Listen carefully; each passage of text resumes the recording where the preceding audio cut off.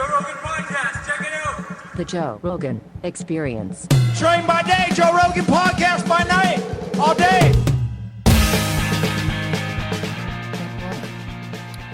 Headphones? No headphones? What do you want to do? What do I want headphones Want to get crazy? for? You're fucking 3 feet from me. I like to listen to both sounds in my ears at the same time.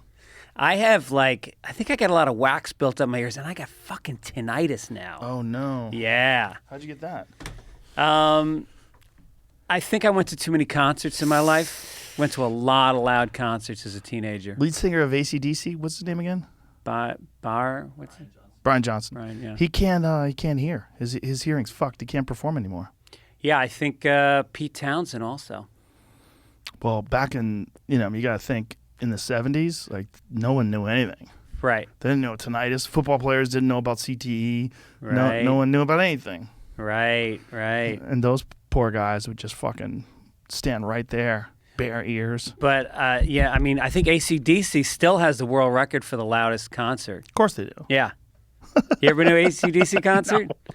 I went to one in No. Madison Square Garden one time. It was fucking crazy. I haven't been to a concert, like see a band in like an arena in forever. What's the last concert you went to? I'm trying to remember. I've seen like small shows. Like I saw Gary Clark Jr. out here. Really? Oh, man. Oh, wow. I saw him at his club, Anton's. Uh-huh. It was amazing. Wow. It was amazing. Because we were like right there, like second row. Uh-huh. That was dope.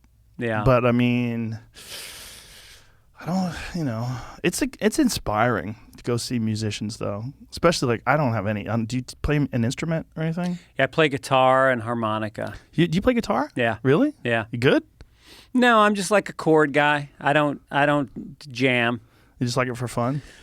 It was very therapeutic when I first moved to LA. I started taking lessons at this place down the street, and I just found it was like one of these Zen things that got me out of my head. Just sit there and just play fucking, simple Stone songs and, Tom Petty. Shit was just simple 3-chord structures. Yeah, I would imagine it's like a lot of other difficult things where it requires all of your concentration. So it becomes a bit of a meditation, right? Yeah, it really is. And then my son started playing. He started taking lessons when he was like 11. And so I play with him and he jams and I just play the chords and he shreds. He's really good. Wow. It's weird because he's a lefty in everything he does except for guitar. He plays righty. Huh. So he can really so his left hand really moves fast. Huh. Yeah. We haven't gotten high and played together. That's the next step. He'll be 21 soon. I think when he turns 21. Is that when you're going to get high with him, when he's 21? Yeah, why not? Does he know you get high? Yeah. And he gets high? Yeah. And you never decided to do it together? We took an edible before a movie one night, but then we didn't really hang out. He gave me too much. I was just talking to Jamie about this. My tolerance for edibles is very low. Everybody's is. So he gave me like 10 milligrams, and I'm like a 5 milligram guy. And we watched a movie, and then afterwards we both just went, all right, good night. I pictured like the first time I get high with my son would be like kicking back, talking about, son, let me tell you what it's like to produce something from your loins, and it turns into something as beautiful as you. And, I thought it would be like this existential, and it was like, good night. Are you still living in Venice? Yeah. I'd be really weird if I got high in Venice. I was thinking about how many people are camped out in front of my house with tents, just waiting for me to go to sleep. Yeah. I have a friend who was in Venice, and someone broke into his house and called the cops, and they said there's nothing we could do about it. Dude, it's 45 minutes to get a cop to respond to your house in Venice. It's fucking crazy. They said, did he steal anything? He has to steal something worth more than like $950 or something. There's like a number attached to it. But if someone just breaks into your house and you come in your house and there's a guy rummaging through your drawers, if he hasn't stolen anything yet, the cops won't even arrest him. So you got to pull out a calculator and find your receipts, like and if just trail him. If he steals a stereo, and it's like that's a $2,000 stereo. Yeah. Now we can bring him in and then immediately release him. No shit. It's a joke. You see what's going on in San Francisco, where guys are going into stores and just filling garbage bags up with stuff and then just walking right out. Yeah. And cops don't do anything. Security guards aren't allowed to do anything. Yeah. Like, Can you imagine being a security guard and you're getting paid fucking $12 an hour and you're expected to take on people that they're living on the street and what they're stealing is literally what they're living off of? You're gonna go toe to toe with them? They might have a fucking shank on them or something. They might have hepatitis. Right. They might bite you. Right. Yeah. Dude, last night I was walking over to Kill Tony, and boy, holy that shit, neighborhood. 6th Street is fucking nuts. I come around the corner. I've already seen somebody smoking crack. I saw 2 guys rolling joints just out in the open. And then I see these 3 homeless guys throwing garbage at a cop who's facing them off. And I'm just standing there watching like, all right, this is on its way up. And so the cop looked scared. And he finally pulled out his taser and he goes, I'm going to tase you. And then the guy threw a fucking Coke can at his chest and he goes, you're not going to tase all 3 of us. And they kept walking at him. And the dude fucking holstered his taser and he called for backup and he waited in the car. The good old days before cell phones, there'd be 3 bodies right there. Good old days.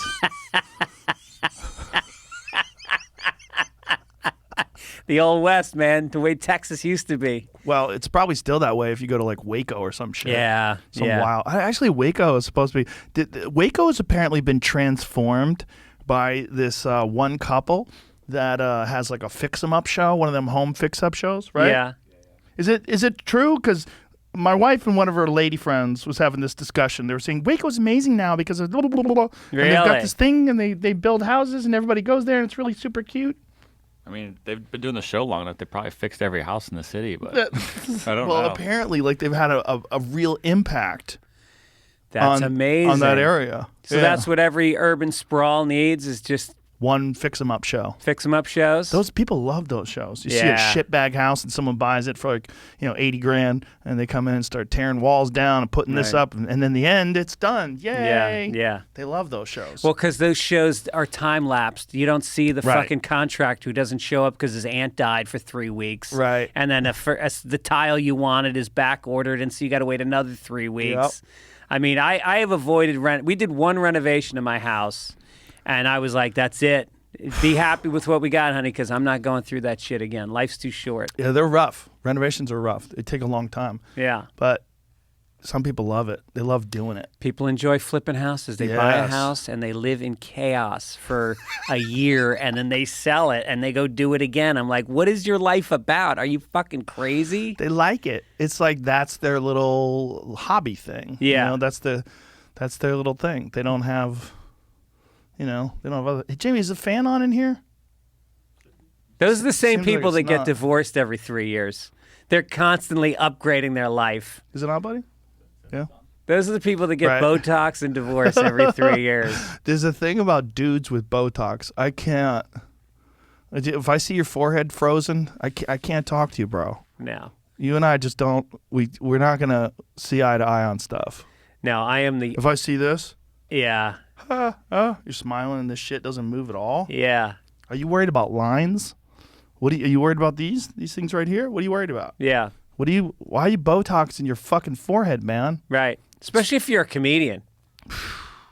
I mean, I have laughed. You look at my face. Yeah. I've laughed a lot in my fucking life. Yeah. These shit, they're deep around How my many male eyes. comedians do you know with Botox? I met a famous one recently. I'm not going to say his name, but I was shocked. I could see if you're an actress, I guess it really is like life or death in terms of your career of getting your eyes touched up. Yeah, it's your whole face. If your face can't have lines if you're an actress. Yeah. It's weird. Like a guy can have that fucking Josh Brolin, like manly, fucking aged, like a nice Robert Redford leather jacket. Yep. Like it looks better that way. Hell yeah. Yeah. So a lot of these guys, they actually look better when they're weathered. Yeah. They look manly. You don't have any lines, really. Oh, you got some forehead lines. I got forehead lines. This is my Fear Factor line because I couldn't wear sunglasses, so I was outside every day for fucking 6 years squinting. It's literally where it came from. If and you also watch, looking at guys going like, why are you doing this? What the fuck am I doing in my life? Plus, I was high every show, so very puzzled. And puzzled by my whole life. I remember when we were working on the Man Show together. What year was that? 2003. 2003. That's right, because my daughter was just born. I remember that. She got born like a month before I started Bro, that was working on 18 years ago. Damn. Yeah, my daughter just turned 18. Isn't that nuts? Yeah. Crazy. But I remember you coming from Fear Factor tapings, fucking high, and then we would roll fatties. And then, like, it was midnight before we started, quote unquote, writing the jokes for the monologue. And then Doug Stanhope was living in the fucking studios because he was divorced from his quote unquote wife that he'd married in some mystical Indian ceremony in the desert. So they got divorced, and he had a clothesline. He had a clothesline because he used to wash his clothes in the sink and hang them up. He bought a fucking porta potty into, I don't know why, there was a bathroom, but they had a bucket they were pissing in. Oh, that's right. Remember? Doug is such a nasty bastard. But he loved it. He was never happier. Well, you know, he loves where he's at now in Bisbee. Yeah. He loves living in that little small, weird, hippie artist community. Yeah. You know, just... I know Morgan Murphy goes out there all the time. She loves it. Yeah. Just being around those weirdos. Yeah. I'm due for a Kreischer trip loved out it, there. too. Kreischer went out down there? Yeah, so did Shane Gillis. He went out there, too. Wow. He spent like a month out there. No shit. Yeah. Damn. Beginning of COVID. You know, you're not going to get it there. Right, Fucking no one's going anywhere. I just picture there being a great local bar. There must be some watering holes in a town like that. There is, but there's also weird shit, too. Like, he's got some guy who bought a small piece of land right next to him so he could try to sell it to him. And then the guy's just doing, like, loud construction on it all the time and trying to, like, muscle him into buying this piece of land. Yeah. It's not good. And then he's going to, like, have this house, if he builds it, that faces right into Doug's living room, staring at him. Doug used to give out his fucking home address on the podcast. Yeah. I go, Doug, there's 1 million people listening. Yeah. You're going to have at least 4,000 psychopaths show up at your house. And he would have crowds of people that would make the trek. They make the pilgrimage out to Bisbee to watch football games at his house. And he just let them in. Let them in. Wow. People just wandering out. After a while, he realized it was a terrible idea and he stopped doing it. Yeah. So now he doesn't do it anymore. And is he still with that girlfriend? Bingo? Yeah. She's great. Yeah, she's a lovely lady. He's got a good thing going on there. It's his vibe, you know? Like, he's got his vibe locked in. And Doug's never been a big city guy, and he likes to think about shit. He likes to have cocktails and sit around, smoke cigarettes, and think about stuff and riff. Right. And because he doesn't go to open mic nights, like, his open mic night is kind of like riffing, just talking shit. And, like, now he does a podcast. So he does that podcast on a regular basis, and that's what he does. Sits there with a cocktail, and he just, what the fuck is this? And he just starts talking about stuff, and that's where he gets a lot of his material. Yeah. Puts together enough ideas, and then, you know, he writes a lot, too. Yeah, you know? He's a writer. A real writer, yeah. Yeah, he's probably put out as many comedy specials as anybody. Yeah. I mean, he's probably got 20 at this point. Yeah, they're all well thought out, and they all, I mean, his structure of his rants are really like classic structure. He gives you the idea, and then he goes in different directions with it, and then he he sticks the landing on all of them. You know what he told me? Really great piece of advice. He said he looks at his own material as if he's like a prosecuting attorney. Like, he's prosecuting his material, like looking for flaws in it. Right. I'm like, that's a great idea. I look at it like a hater, which is kind of a similar thing. Yeah. Like, how would a hater look at this bit? Like, if someone really wanted to, like, because you know you can get sloppy with a bit. Yeah. Like, we've all had bits before. We're like, oh, that one wasn't that good. It's like it's too, you know, I've had bits where I was like, Tom calls them dance moves. Like, I used to call it English, too much English on the cue ball, spinning around for no reason. Yeah. It's like a lot of, like, you're acting up, but it's like, you really should just rewrite it. Right. You're like, you got a good premise there, but maybe you had, like, one initial approach and you stuck with that initial approach and you never really revised it. And right. Sometimes you just got to, like, redo a bit, like a tear down of a house. I feel like that happened with the pandemic, as I had a sheet full of new jokes that I was doing. And there is something that's sticky about the first idea you have on a premise. You know, it's like if you did it the first time, there's something in you goes, oh, then that's the way it goes. But with the pandemic, I came back to some of these bits, and I didn't even remember how they went.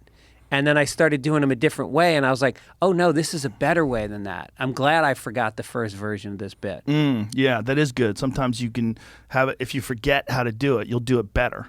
Yeah. Yeah. It's great to go back. I have my comedy notebooks going back to when we started. I mean, I have two giant fucking crates in my office with old comedy notebooks.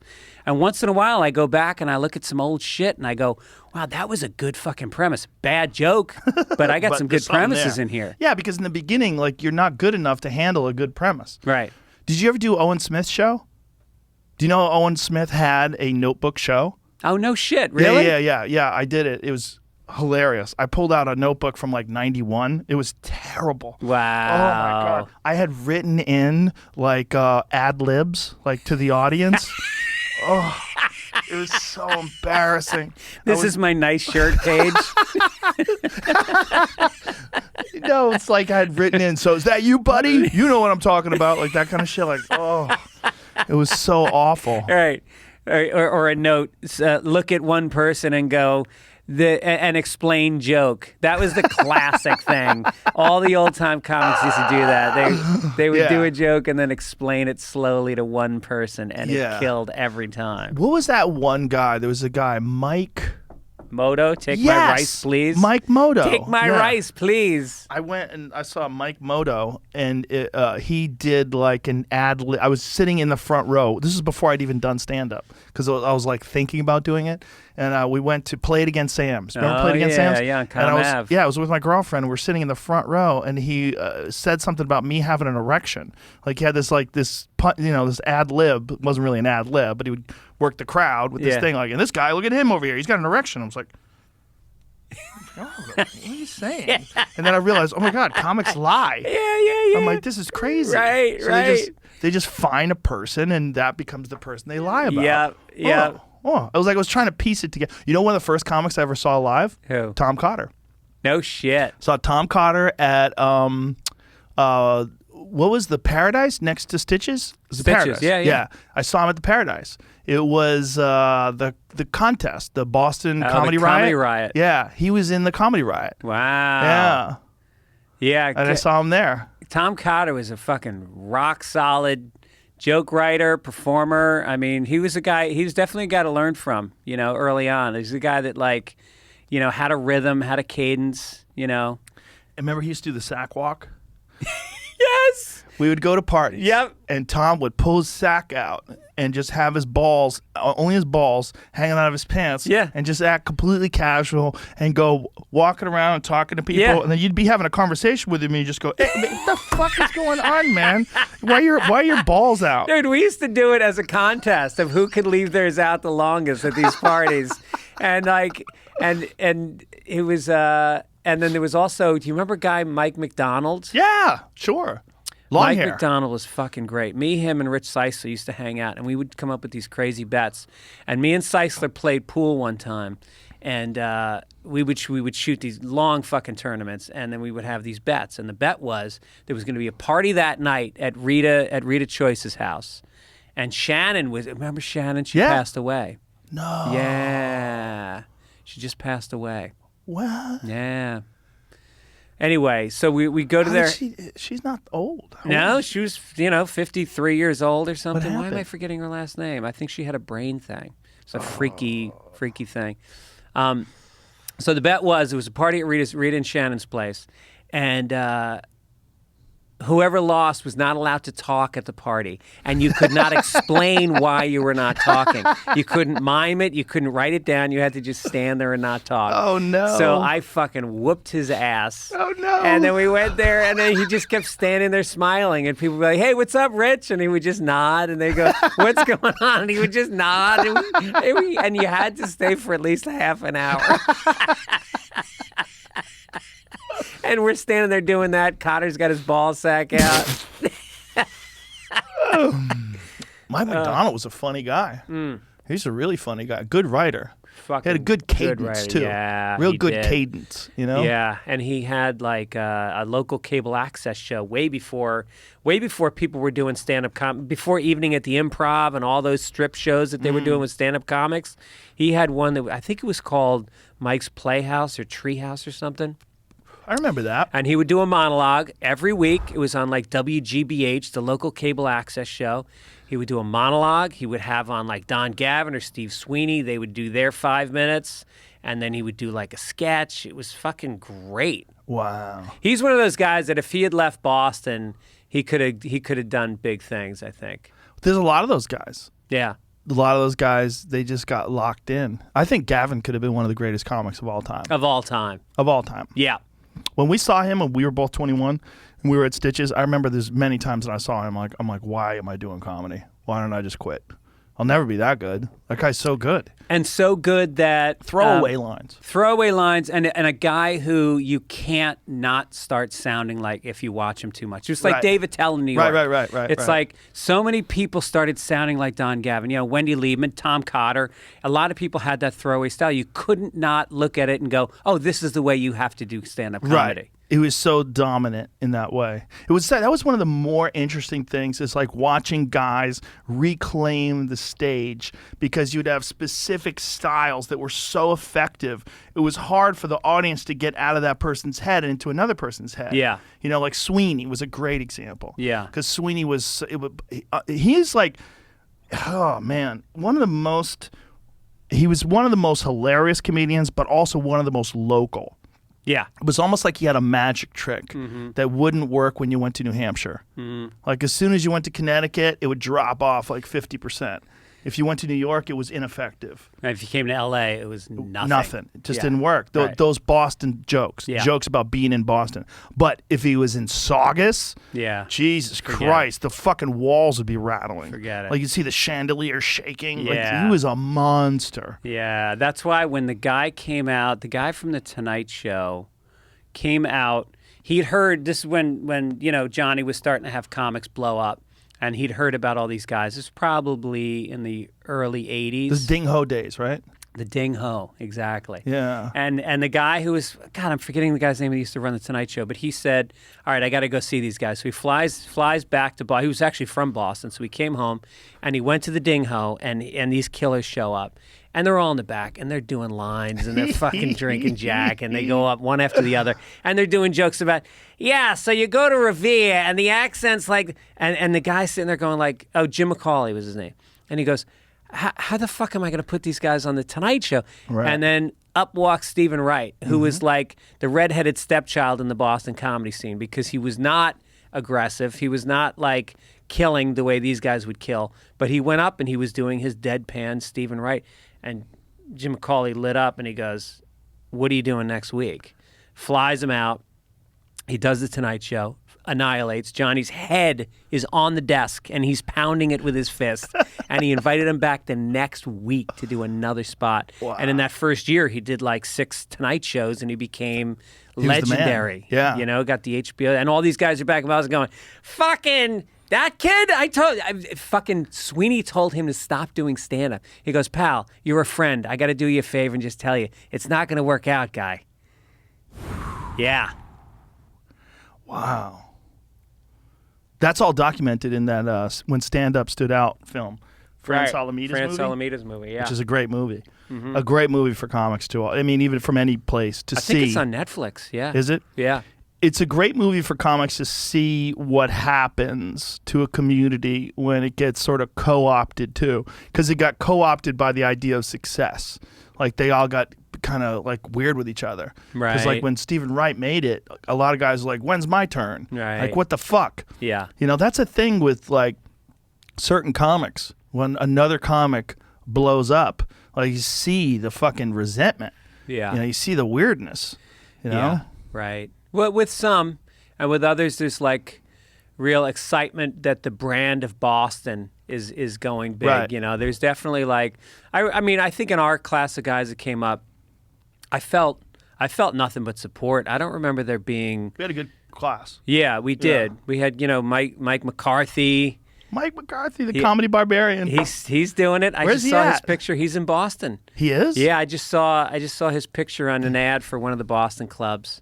I think Laugh Boston, maybe. Wow. Yeah. Laugh Boston. That's a good spot. It is a good spot. And what's the scene like now? What else they got? well, it's Laugh Boston's at the heart of it. John Tobin's got rooms in Boston. He's got one in Worcester, Springfield. I think he does the comedy tent down there in the Cape. So it's strong. There's good, strong local comics. There's a lot of guys that I'm forgetting this one guy. There's guys that are really fucking killers, like the new generation of killers that are there. And guys like Robbie Prince that are still there, and they're the big new guys, and not the new guys. They're the legends now. Right. They're the ones that the young guys are looking up to. Is Robbie in Boston or is he living in New Hampshire? Wasn't he living in New Hampshire? I'm not sure. For a while? Oh, is he? Yeah, I think so. Yeah, that's good to hear, though, that there's a new up-and-coming crop. Oh, yeah. Yeah. Because there was a pause for a while where there wasn't a lot of guys coming. There was like Burr and Patrice and a few other guys, and then there was a bit of a lull where people weren't coming out of there. Yeah. I think it really dried up, and then Tobin opened up that club, and it kind of brought things back again. Wow, and also yeah, and then social media, I think it just allowed comics to make a name for themselves in Boston. Spacing this one guy who I follow who's really funny. I'm so fucking bad with names now. It's too many names in your head. Yeah. Dunbar's number, you know that, right? What's that? 150 people. Keep 150 people in your head. Oh, that's the Rolodex? Yeah, it goes back to like when we lived in tribes. Yeah. Like you have room in your head for intimate friendships or relationships with 150 people. Okay. Yeah. Wow. It's controversial. Some people think you can get up to 200. Yeah. But there's a number where it just you blur out. And you and I have way past those numbers. Our fucking heads are clogged up. I mean, we know 200 plus comedians, easy. And then regular people that you know. Yeah, and you have to remember that when you expect people to remember you. You know, it's very. I really go out of my way to never walk up to somebody and go like, "Hey, man, you don't remember me?" I'm always like, "Hey, man, Greg Fitzsimmons, we met." Yeah, and then they go, "Yeah, I know. I just want to make sure. Right. I don't want to be that guy because that is the worst fucking feeling when you don't remember somebody. Some people get upset. Yeah, they get upset and they have no right to be upset because you don't know. This world is fucked up because there's people like you that have photographic memories. I mean, your recall of facts and like scientific terms and shit like that is uncanny. And that's not fair to people like me who have just sieves. Everything goes right through my fucking head. And you know what? I'm smart too, Joe. I believe it. But I don't remember shit. I remember things that I care about. I don't remember everything. Yeah. But things that are important to me, I remember. Yeah. Like important facts and information, but there's a lot of shit that slips through too. Yeah. I'm worried that as I get older, I'm going to get dumber. Uh-huh. I'm not sure if that's happening, but I'm always paranoid. I'm always paranoid that I'm going to get dumber. I have moments where I feel like, oh, everything's firing great. Right. And then I have other days. It's completely dependent upon sleep. Sleep is huge. God damn, if I sleep 3 or 4 hours and then I go out and I do stuff, I'm 50 IQ points lighter. Right. I'm a dingbat. I can't remember shit. Yeah, they say diet is really important too. Like there's certain things that are great for your brain, like avocados are great for your brain. Oils. Oils, like essential salmon, fatty acids. Yeah. Right. Yeah, a lot of stuff is brain food. Right. Yeah, fats. Your brain works on ketones too. Where do you get ketones from? You can get them, exogenous ketones, but ketones are essentially when your body's burning fat. That's what a ketogenic diet is. Mm-hmm. There's a lot of people feel like they have better cognitive response, like their brain works better when they're on a ketogenic diet. Have you ever done that? Keto? Yeah. Yeah. It's annoying. I did it for 2 weeks, and I was like, I can't do this. Well, anymore. you can't do it if you go on the road. You can, but it's annoying. Yeah.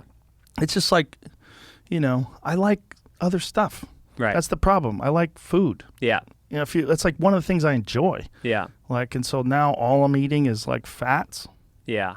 Just fucking. I have a friend who was he was drinking half and half or like cream, like heavy cream. Uh-huh. Like he sat here on the podcast, my friend Kyle. Really? Kyle Kingsbury. Yeah, he had a pint of heavy cream he brought on the podcast. Jesus. And I'm like, what are you doing? You drink that? And he's like, yeah, it's a good source of fats. Damn. The ketogenic diet. I'm like, wow. He's chugging down heavy fucking cream.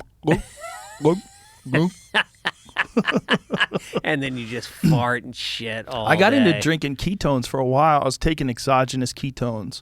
Like I'd have them shipped to me, and you have to refrigerate them, and these little containers. You open it up, and it tastes like Satan's ball sweat. Like you're downing this stuff. You're like, right. But it's good for the brain. It's actually. Yeah. The other thing that's good for the brain is like crosswords and like. Oh yeah. Yeah, like every day I do Sudoku on my computer, speed Sudoku. I do it as fast as I can. Like I did one in a minute and 40 seconds one time. Whoa! And that's how I get my blood. Before I do anything in the morning, I just like rip through like 15 minutes of those. It makes sense that your brain is basically like everything else. If you use it, it gets better, right. Or at least you maintain it. Yeah. And if you don't, it atrophies. Like and everything trying else. new things is really important. Learning a new language. Like during the pandemic, I went back and I started learning French again because I studied it in high school and college, and I'm low functioning, and so I was like, "Fuck it, I'm not going to learn a new language. Let me go back with like an adult brain and try to tackle French." Dude, I don't remember shit. Like this stuff does not stick with me the way it used to. It's hard, but you got to do it. Do you ever take any nootropics? No. Nutrients for the brain? No. Oh no, that's not true. Well, I take you recommend it, and I take it every day. As these mushrooms. What are they called? Lion's mane? Yeah, lion's mane. Yeah, lion's mane, good for Take the brain. it every day. Yeah, that stuff's good. It's got some neuroregenerative properties. Another one that's good is that gum that we have over there, that neuro gum. I like that stuff. That's what I was chewing when I got in here. The good thing about that is like it's real easy. Just pop a couple of sticks of gum. It actually tastes good, freshens your breath a little bit, and it's got theanine in it and a little bit of caffeine and a couple other nootropics in it. Yeah. Yeah. We have some new shit. I'll give you a jug of our new Alpha Brain. We got a new Alpha Brain Black Label. Oh, yeah? It's fucking potent. It's good shit. All right. I like that a lot. Nice. Yeah, that's something that I take before every UFC. Because UFC is big for like memory, and I have to remember fights from fucking decades ago. I have to remember positions and moves. Right. And then when it gets to weird scrambles, I have to be able to explain things like what's in jeopardy while dudes are strangling each other, and like what's the right arm. He's got to get the right arm through there and grab this, and sometimes I haven't been in that position in like a long time, and I have to go, okay, how does that work? Like which arm does he have to cinch it up with? And I actually think about that sometimes when I see you calling a match. Is like, how the fuck do you stay sharp when you're not doing it every week? Because you got to, you got guys that call baseball games or even football games are once a week. They're regularly fucking juicing their mind with these the thing facts. is, I watch it every day. Oh, okay. When I go to the gym, like I'm working out of my house, I either watch John Wick or I watch fights. Oh, no shit. Really? I watch Keanu Reeves kill a bunch of people, or I watch fights. Like there's something about like even like it's just on in the background. Yeah. Just like but watching fights is big because I watch different scenarios, and it's a lot of it is pattern recognition. Like you see certain things that people are doing, you see how the other person's responding to it. And, you see things that work and don't work. Right. And then martial arts is so weird because like especially mixed martial arts, because there's so many different styles that are involved. Yeah. It's like one style will work on one person, but it'll be completely ineffective on another person. Yeah. It's weird. But you see it like a chess match. Like I see you call a fight before it fucking happens. You'll be like, he's gonna get he's got the arm, but I don't know the moves, but like you can tell when a guy is about to line up a move on somebody else. Yeah, you see how, but that is a specific thing that I don't think you can do. I don't think you can call jiu-jitsu unless you do jiu-jitsu. It's too complex. Yeah. It's like I don't play chess, and I know how the pieces move, but I don't play it. Yeah. So I can't, like if I see someone moving, I go, where are they going with that? Oh! Yeah. I didn't see that. Right? So it's the same thing with jiu-jitsu. Like you have to know the actual sport, I think. Maybe I'm wrong. Maybe someone could prove me wrong, but I've never seen a commentator that can call jiu-jitsu that doesn't practice jiu-jitsu. Striking is a little different. Like there's some good boxing commentators that don't box. Yeah. But you basically have two weapons that work in different ways, but it's a left and a right. So, you have different variations. Like some guys have like stutter moves, and some guys have like a pity pat style, and some guys just throw bombs. There's all sorts of different ways to use those two weapons, but you have a left hand and a right hand. and that's it. Yeah. But with jiu-jitsu, you got leg locks and arm bars and shoulder locks and spine locks and twisters and fucking knee bars and footholds, and it's like it's a tangle of limbs when people go to the ground, you know. And still, there's a lot of shit that I don't like. My leg lock game's pretty weak. So when I see guys on the ground, they're going after the legs. That's one that I have to really think hard about, like what's in danger and what's not in danger. Because you can't put yourself in their position. I kind of can, but not like I can with like upper body techniques. Yeah. Because the leg lock game kind of came around. Really got really strong in like the 2013, 14, 15, like around then up until 21. When I really stopped rolling every day was around that time. So that's like right around when the leg lock game became big in competition jiu-jitsu. Right. That's super complex. Like you see guys like attacking and counterattacking, going back and forth and scrambling. You're like, Jesus, and trying to call those. Yeah. That's where there's like next level commentary. Like, you know, you watch like jiu-jitsu commentators. They're completely next level than me when it comes to that. Yeah. That's interesting about not having I was trying to think of a commentator that wasn't an athlete, and that guy, Joe Buck. His father was a big sports commentator growing up. And he never played, as far as I know, I don't think he played sports. But he grew up watching them and watching his father call them, and he's the best in the business. What does he commentate on? He does everything. Football, I'm sure he does baseball. What else does Joe Buck do? He's the guy. But he's supposed to have a talk show career, but he got derailed by Artie Lang. HBO gave him his own talk show, and Artie came on in the first episode and just fucking co-opted the show. What did he do? He just shit on Joe Buck on his own show, and Joe couldn't handle it. Oh, that's right. Yeah. I remember that. And the show got canceled like a week later. That was heroin using Artie Lang. Yeah. Artie was wild. Yeah, that was Artie showing up with no shoelaces in his high tops and a jean jacket that was misbuttoned. And if he didn't have respect for you, he's just going to fucking steamroll you. Yeah. Has anybody heard from him? Yeah, I think he's doing good. I checked on him a couple weeks ago. Not doing any stand-up. I don't think he's doing stand-up. No, if you want to talk to Artie, you got to call another guy. Because who's the guy?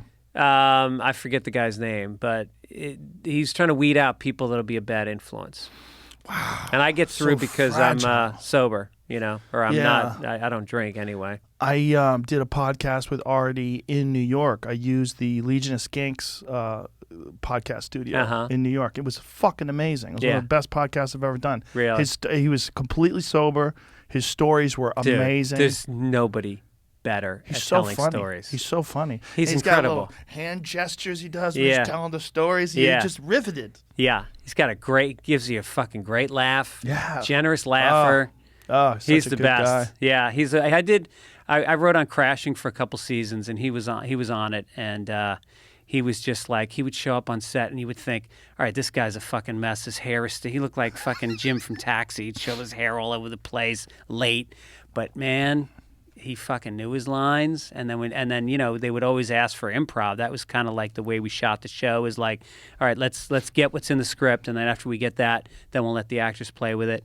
And he would always take it to another level. He was just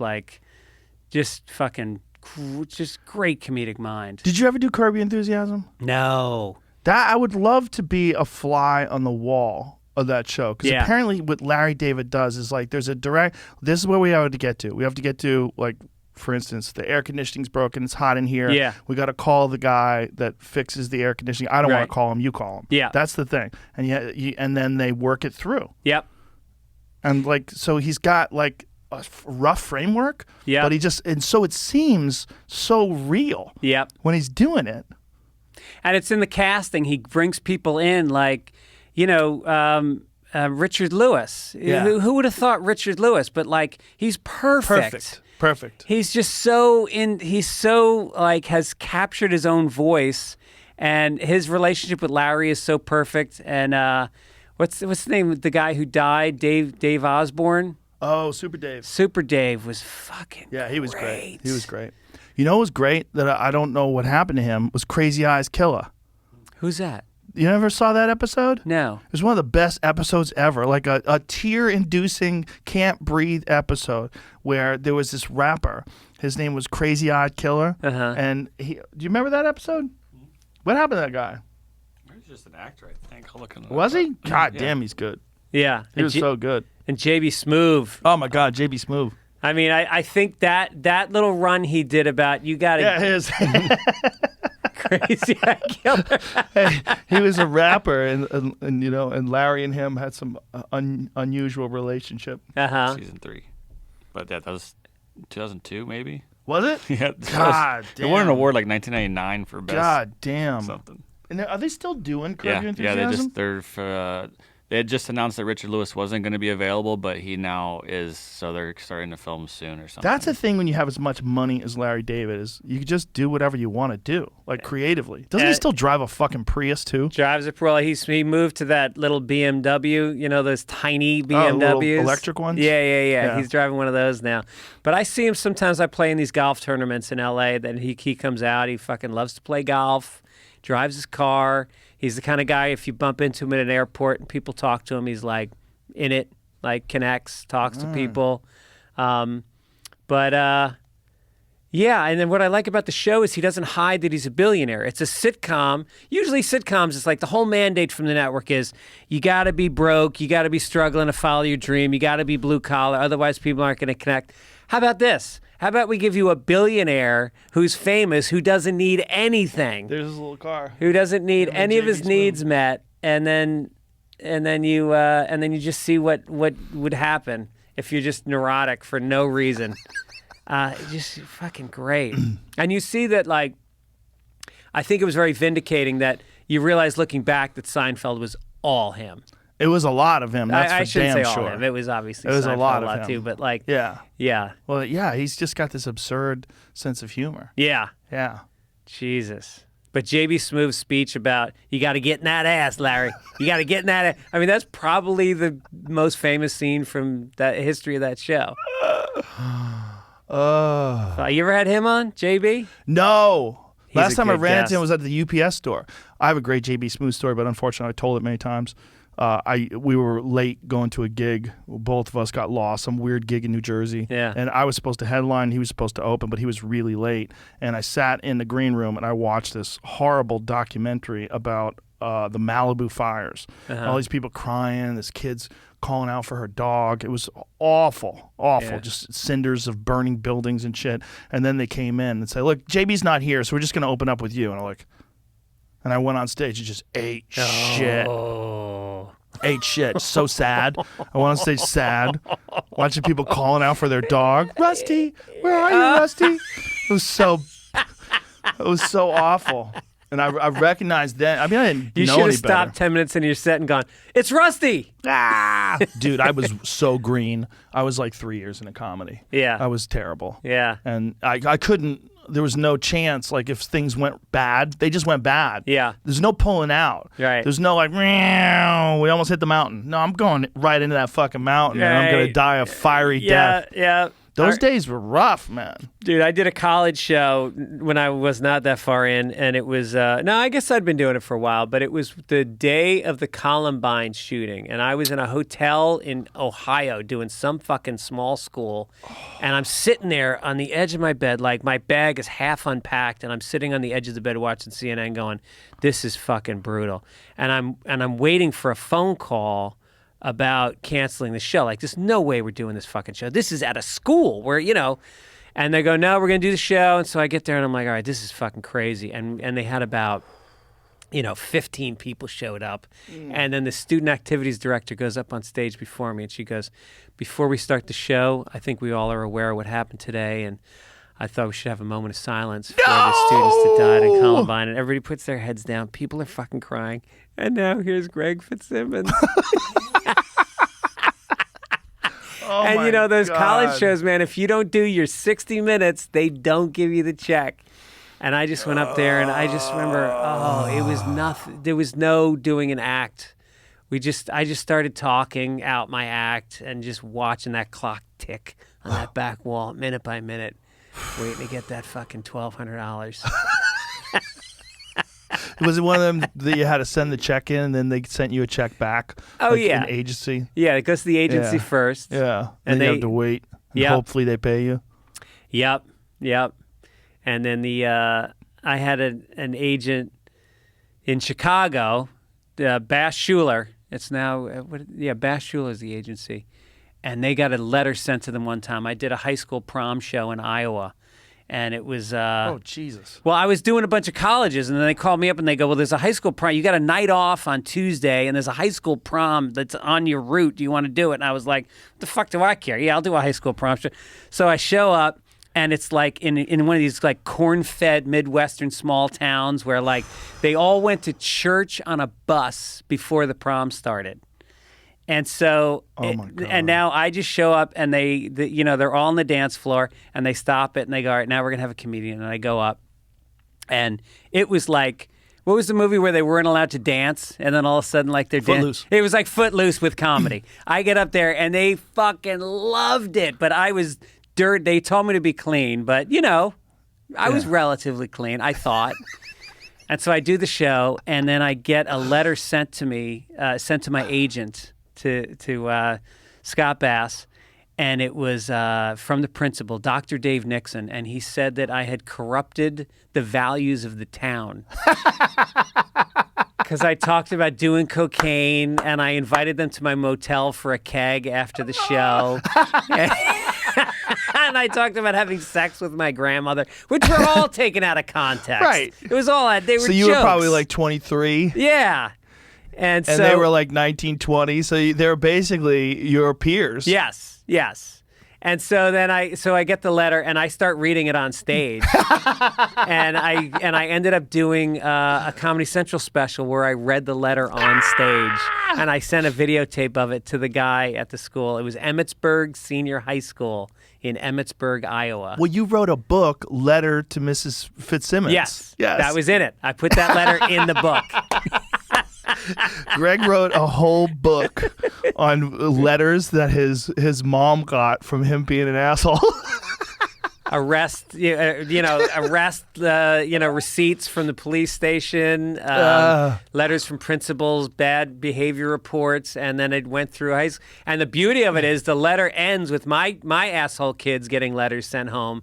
And so the last chapter of the book is me printing letters I'd gotten about them. And they were like mirrored the exact shit that I was doing when I was a kid. I remember there was a story I'd heard secondhand from a gig that you did in New Hampshire, where it was one of those gigs where they told you don't drive at night because there's so many moose on the road that you might die.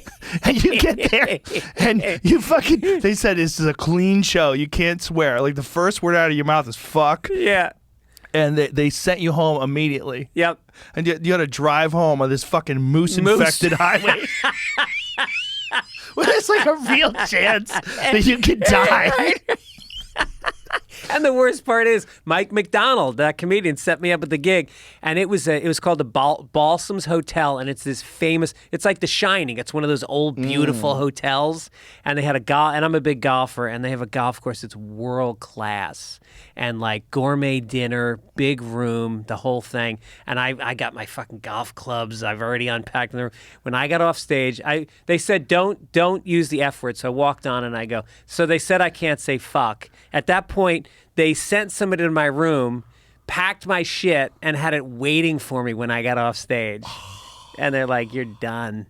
How many days are you supposed to be there? Just overnight, but then I was supposed to play golf the next day. They set me up with a day.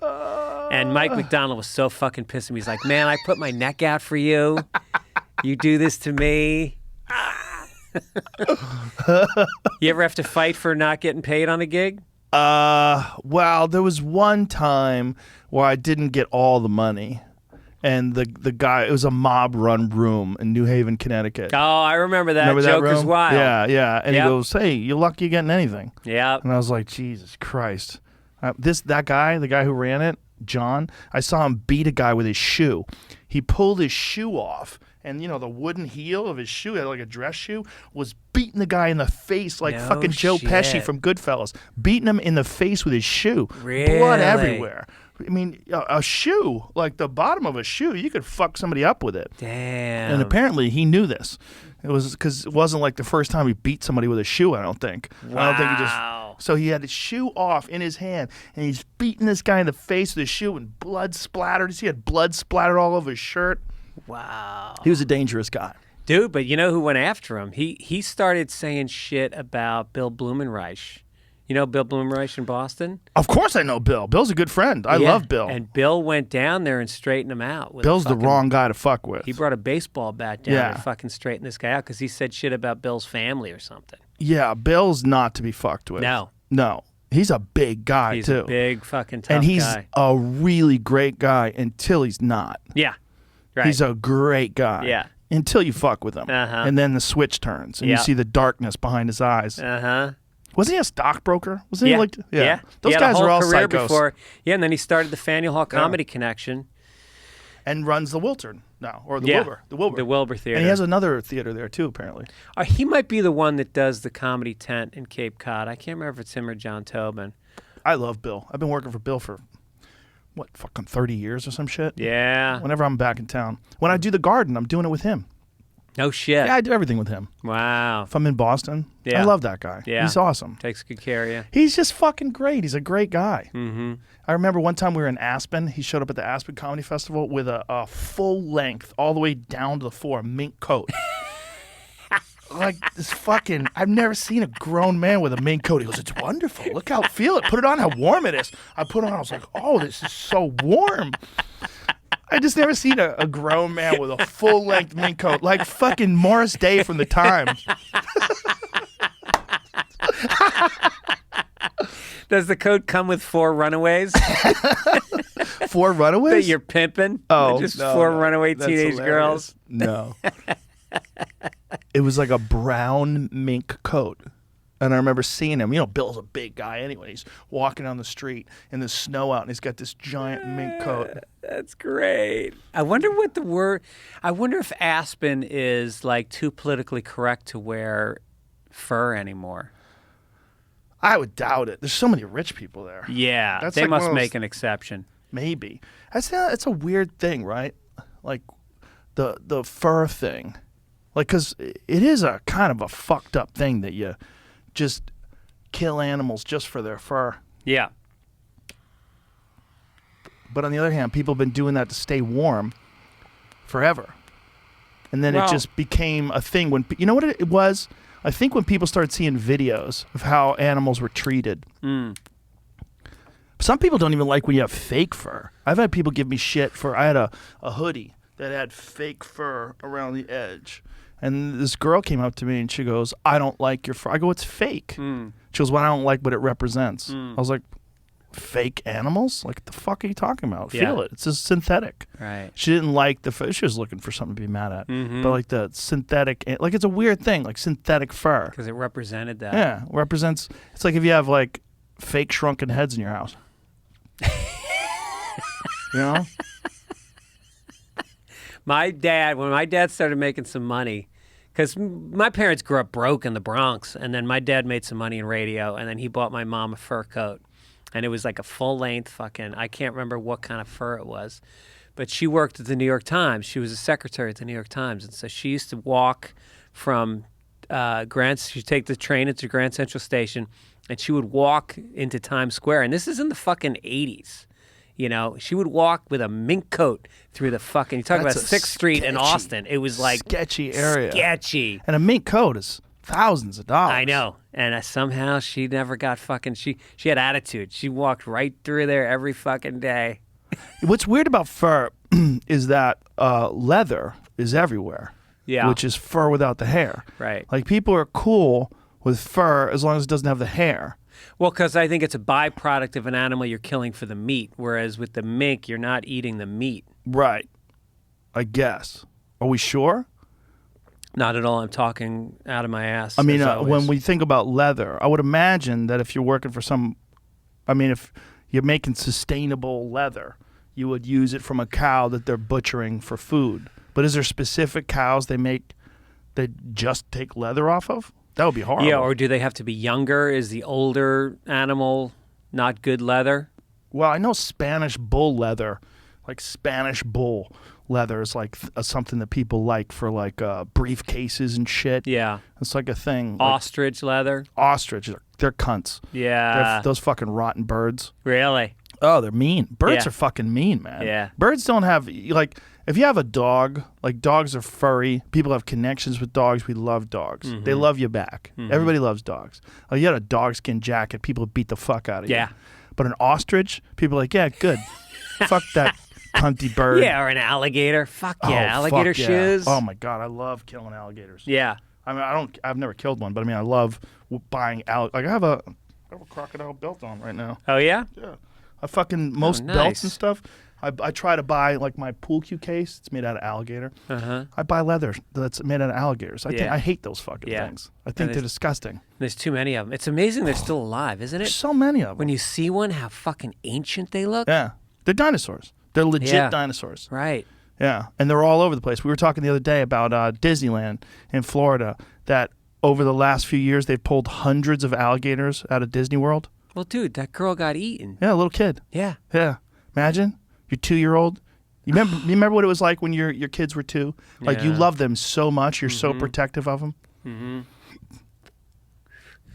Yeah. They're so vulnerable. And To the see guilt them that you getting would killed feel. by an alligator. Yeah. There's a fucking lawsuit. Oh, God. I'm sure. But they probably just paid them off. I mean, Disneyland's just printing money. Or Yeah. Disney World. Yeah. Disneyland's been shut down for a fucking year.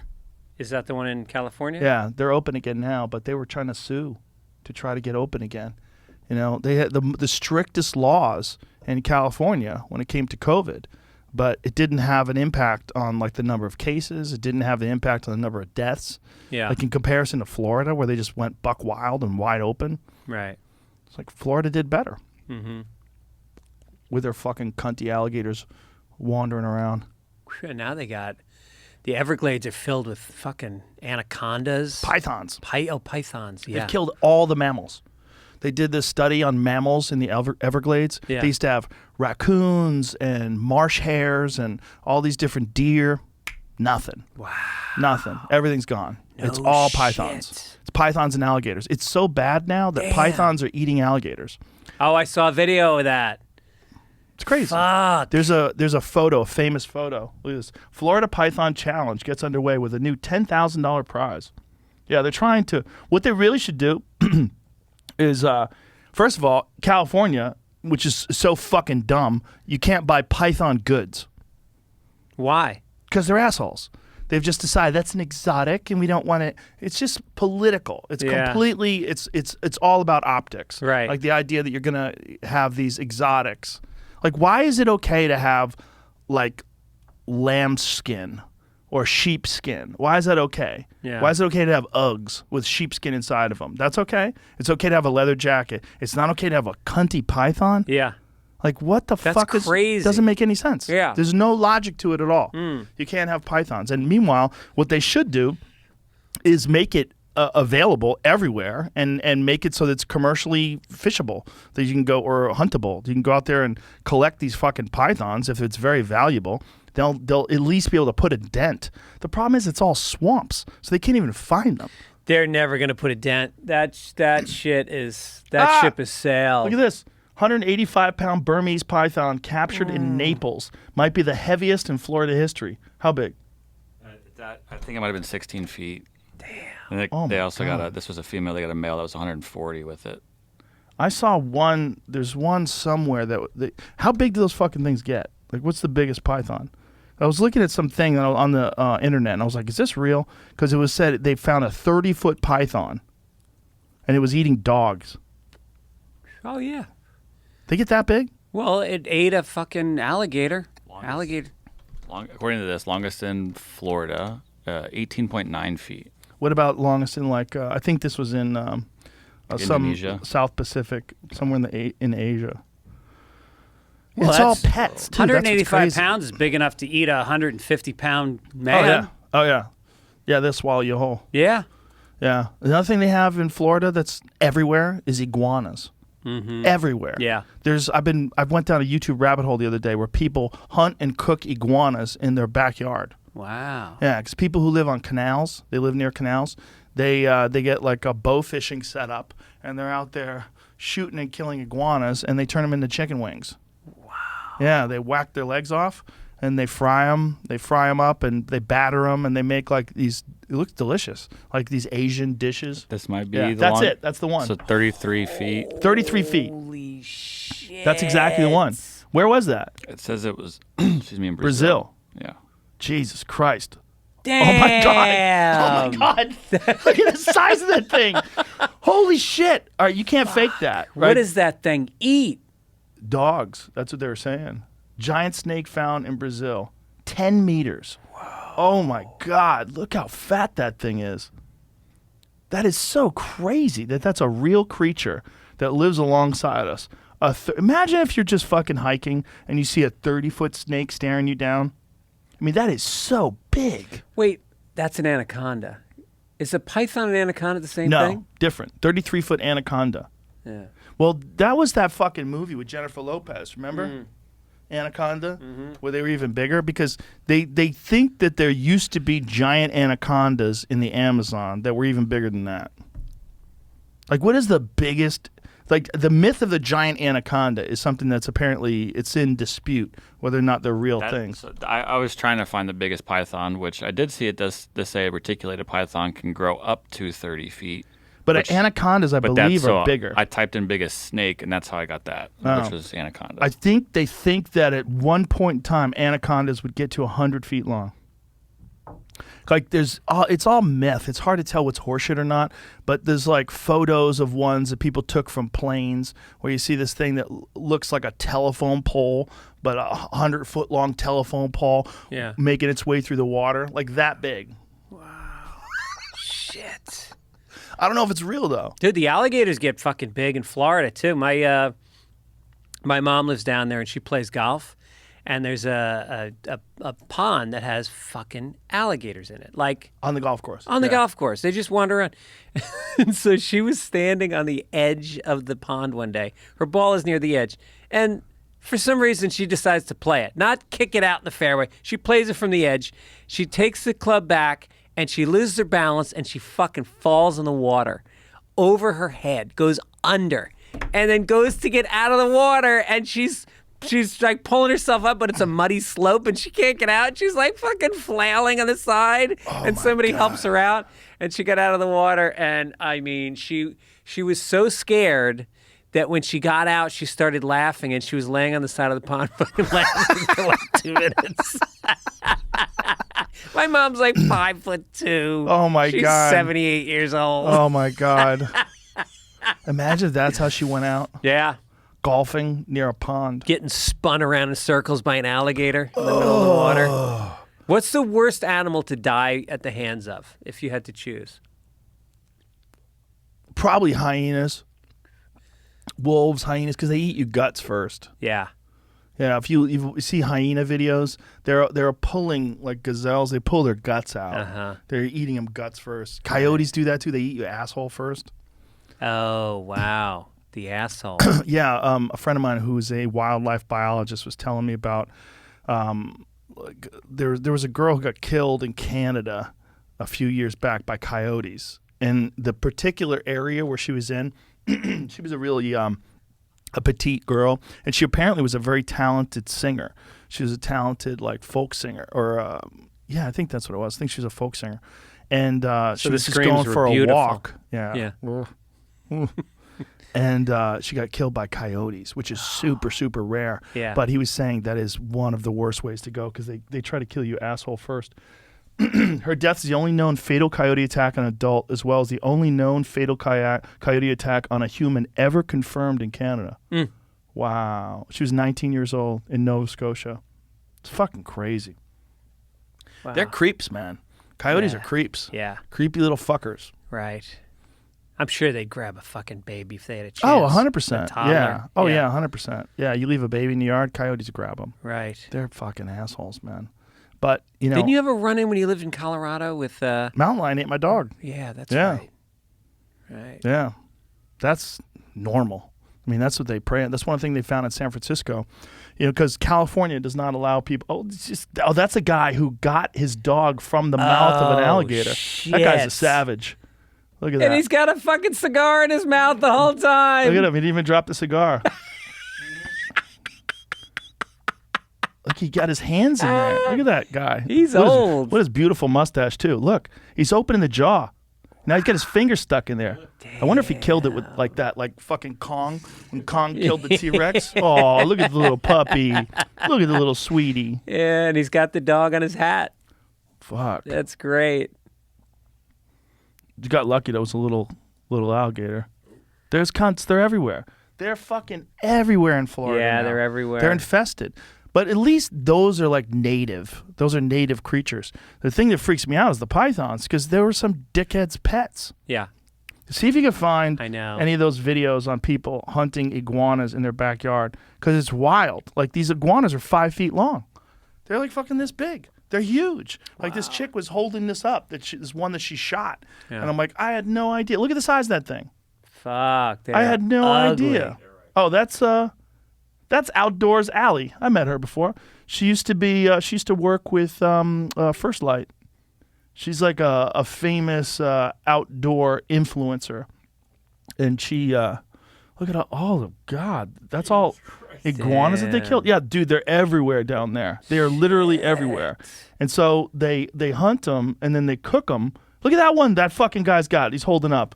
The size of that goddamn thing. Oh, yeah. Last time we talked about this, I stumbled across a video of guys eating them. Yeah, they eat them. Yeah. Apparently, they taste delicious. Mm. This guy had them. He made sort of like an Asian recipe with like soy sauce and scallions, and had stir fried and put it in a batter. I'm like, that looks pretty fucking good. Yeah. And they're eating it. They're like, God, this is delicious. We went to on a safari one time in South Africa, and they had a restaurant. It was called Carnivore, and it was right in the Kruger State Park, and they'd come around with skewers to the table, and it would be like, hey, you want some fucking bison? You want some crocodile? You want some? They had zebra. Because they had to thin out the herd, you know. They basically whatever they were thinning out that day, that's what was on the menu. Did you eat zebra? I ate zebra. What'd that taste like? It all tasted the same. Really? Well, you know, there were different shades of stuff, and they cooked it all on the same, like, it was like a wood burning spit that they had it on, and I don't know, it was more of just the novelty of eating it. But they had was there elephant? There was either elephant or hippo. There was one of those. I have a friend who ate elephant once. Yeah. He said it was delicious. Yeah. I was like, that's in the dog category for me. You know what I mean? Like, elephants are I was in Thailand and I rode an elephant. Really? Yeah, it's like this whole experience, and they're not like encaged.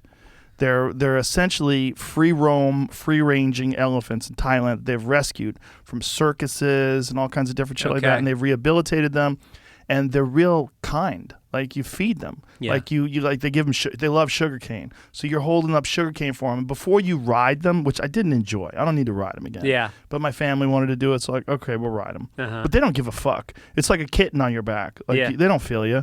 Like, did you put your daughters on it? Yeah. Really? One of them fell off too. No shit. Got right back up. Yeah. The elephants will wait for you. It's weird, man. Like, they're not trying to shake you off. Yeah. Like, they don't mind. But you have to develop a relationship with them first.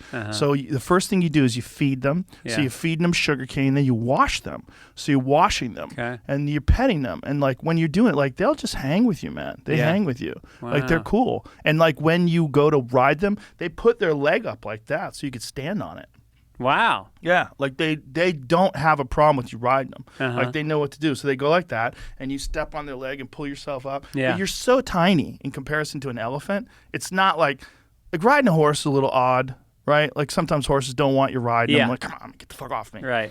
Elephants don't give a shit. Like, these elephants don't give a shit. And they know that you're going to go down to this. There's a trail you go through the jungle down into this, like, pond or this, like, lake. There's a waterfall, and you bathe them there. And you hang out with them. So you have like a little friendship with them. And it's cool. But they're free range. If they wanted to, they could just go left and wander off into the jungle, and you never see them again. Yeah. And they've had multiple elephants that they took care of and rehabilitated in this place that now live in the wild. So, like, while you're riding them, they'll just decide, well, I'm going to stop here and eat for a minute. And they just fucking pull trees out of the roots and just start fucking eating leaves and shit. Pull bushes out, and they just eat. Just pause and eat and then go on. So it's like it's a weird little thing you have going on with them, you know. But it still feels exploitive, you know, to ride the. It feels odd. Like I'm not interested in the riding them. Like I like the petting them. I like the feeding them. I like this just being. You'd be able to touch this thing and have it trust you and it's a giant animal. But I know too much about how intelligent they are. Yeah. They're really smart. They can paint. You ever seen them paint? No. Dude, they can paint. They can paint an elephant. Like, I don't know if they taught them how to make the shape. I don't know what they did, but elephants can paint things. That's incredible. Let me see if you can find some video of that. It's real weird. Like, I've seen it, and I was like, how does he know what he's painting? Like, he's painting a trunk and the legs. Like, it looks like what a 5-year-old would make. Like, it's pretty good. Wow. It's pretty good painting. Shit. Yeah, I'm like, but is this normal? Like, can they just do that if they see you do it? Or do you have to, like, give them enough food? Like, watch this. Look at this elephant. Look at this, man. Dude, when you were talking about it, I was like, how does it hold the brush in its foot? I don't know. Get the fuck out of here. Yeah, man. Isn't that wild? No way. That's not real. Yeah, it's weird. It's weird, man. It's real. Holy it's real. shit. It's real. Yeah. Yeah, they can paint. That's Get the fuck out of I here. know. It seems like it would be fake, but they can make hearts and flowers and shit. Yeah. Dude, this is like... If I could get that painting, I would put it on my wall just to be able to tell people an elephant did it. You can buy them. Really? Suda. Yeah. That's the elephant's name is Suda. Is he making his name or her name? Is that a boy or a girl? Got no tusks. Maybe it's a girl. Look at that. Dude, she can paint her fucking name. Fuck. I mean, how wild is that? So I guess they must reward her if she can recreate the symbol that is her name, you know, the letters. And I guess, I mean, I don't know if they've taught her how to do specific stuff or she could just paint. Fuck, that's crazy, man. She painted a tree? Is that real? Shit. Is that 100% real? Painting by Elephant Suda. You get $490. You get a painting by this elephant. I mean, that's pretty goddamn good. She changed how she writes her D's. One of the other videos was like a lowercase D. That one's a little different. Wild, right? Yeah. Authentic paintings made by elephants at our elephant park and clinic in Thailand. Okay. So same place, same area. That's crazy. Wow. Look, different perspectives. Look at that one. A different perspective. Someone should tell her that's a P. Hey, bitch, you fucked up. That's super. You don't get fed tonight. No sugar cane. That's the elephant's I'm wearing trying a to sell scarf now. this. He's drinking cappuccinos. Free worldwide shipping. Suda's a 15-year-old girl and has been painting for 10 years.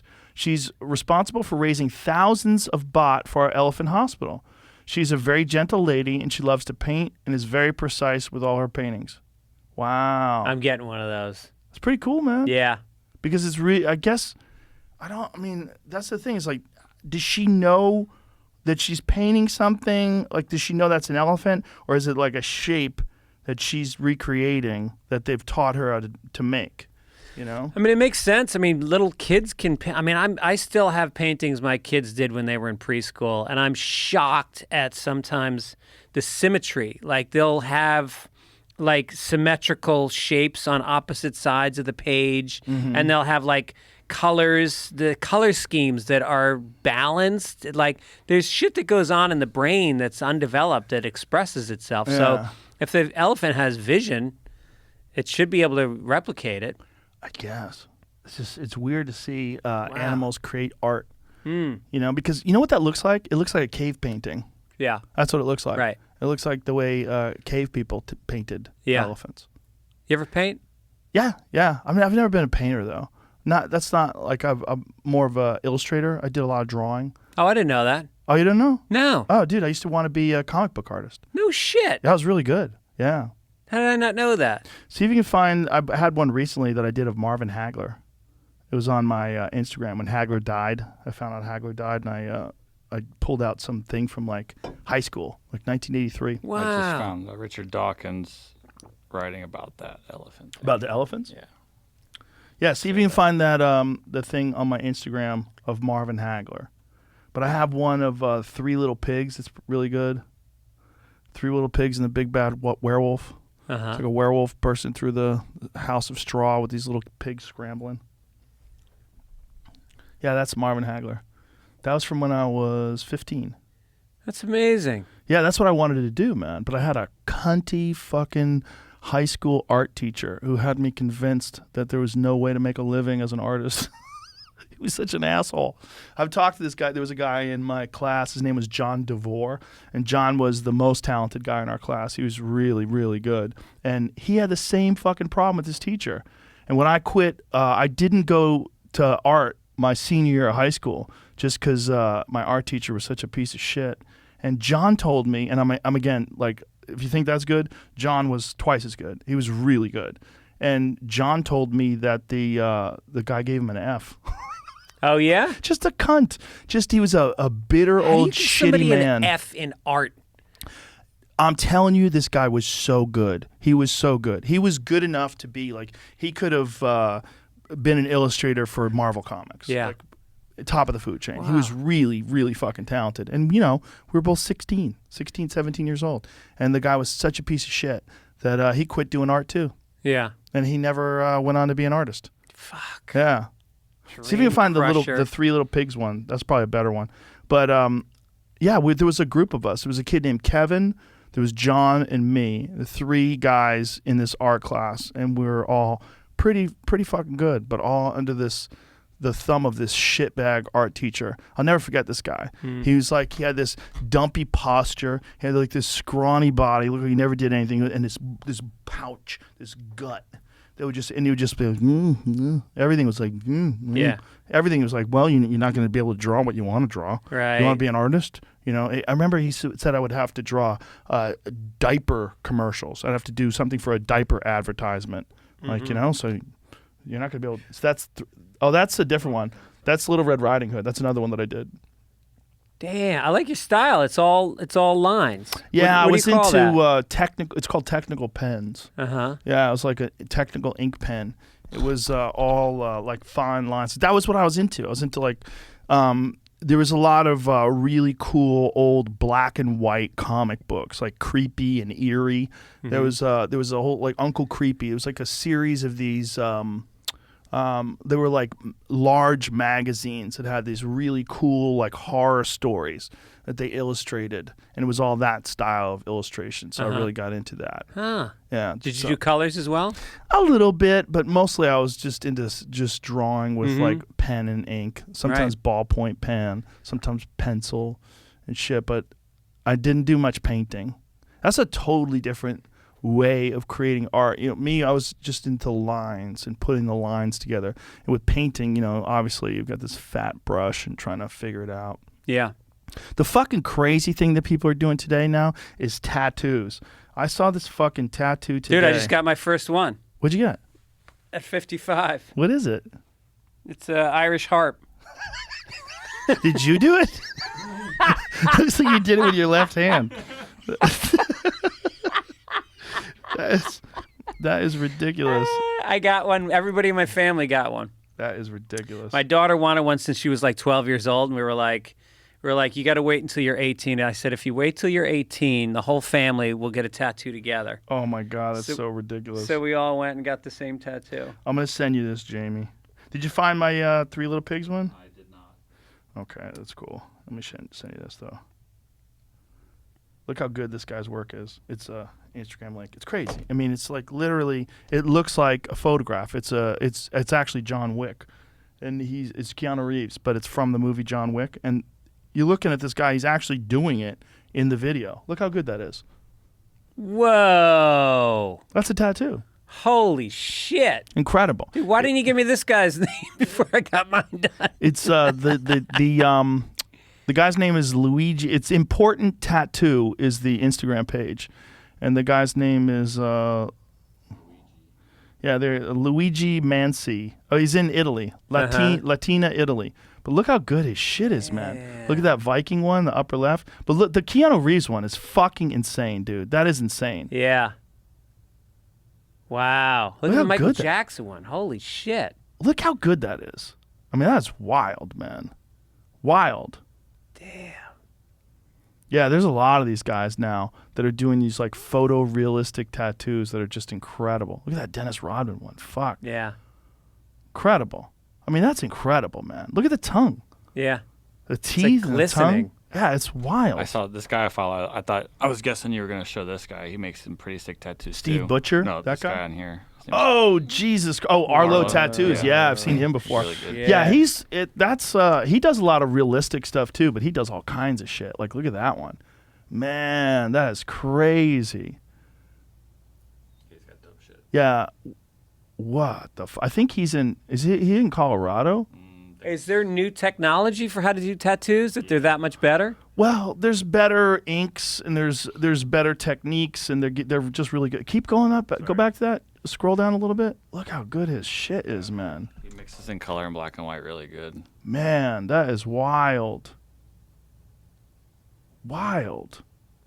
Where is the Elysium Studios? Where is that? I think it's Colorado. It's not Denver though, but I believe he is. Click on that. Yeah, Grand Junction. Grand Junction, Colorado. That's what Joey Diaz always said he wanted to move. I'm going to go to Grand Junction. It's outside of Denver. It's not that far. It's got a good airport. Yeah. Grand Junction.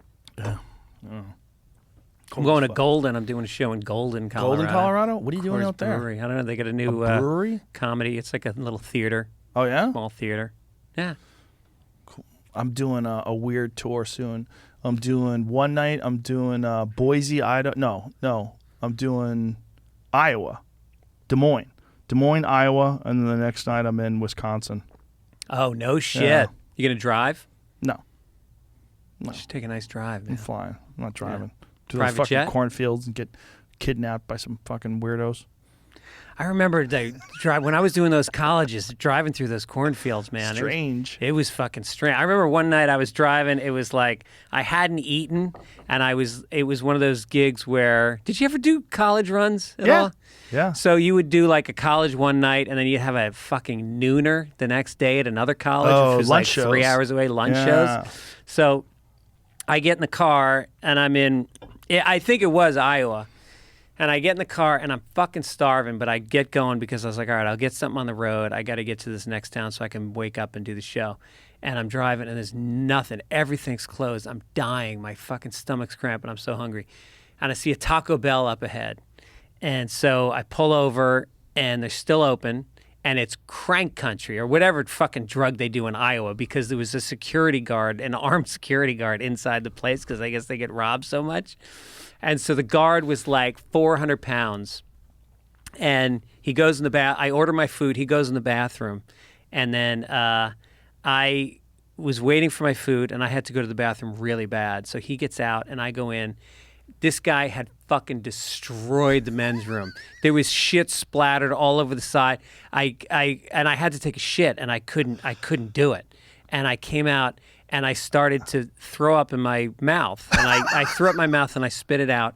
And then I came out, and my food was there. And I left the food. No! And I got in the car, and I drove about a mile down the road, and I took a shit on the side of the road. And I just remember staying in my Motel 6, cleaning shit in the bathroom, because I had nothing to wipe with. I'm cleaning shit out of my ass. I'm starving to death. And I was like, I got to stop these college dates. The romantic memories, though, of those struggling days of travel and weird, shitty road gigs. Yeah. That's something, you didn't realize it at the time. It was just like a thing you're doing because you had to do it. And Yeah. you're happy to get a gig. But now when you look back on it, now you're an Emmy Award-winning writer. Yeah. And, you've written books and you had comedy specials on TV. And Yeah. you get to think about those things and go, wow. I remember once there was a block. It was always the motels. Those were the words. Because you go to these small colleges. There's no fucking Marriott nearby. No. And so there was like the Motel 6. And I remember there was a block of wood, like a 2x4 connected to the room key, so that you didn't take the room key or whatever.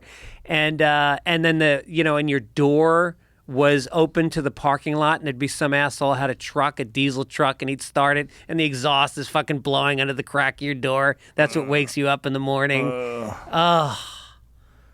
There's so many weird people. And you were happy. drifting. Do you remember how happy you were to get those gigs, though? Oh, yeah.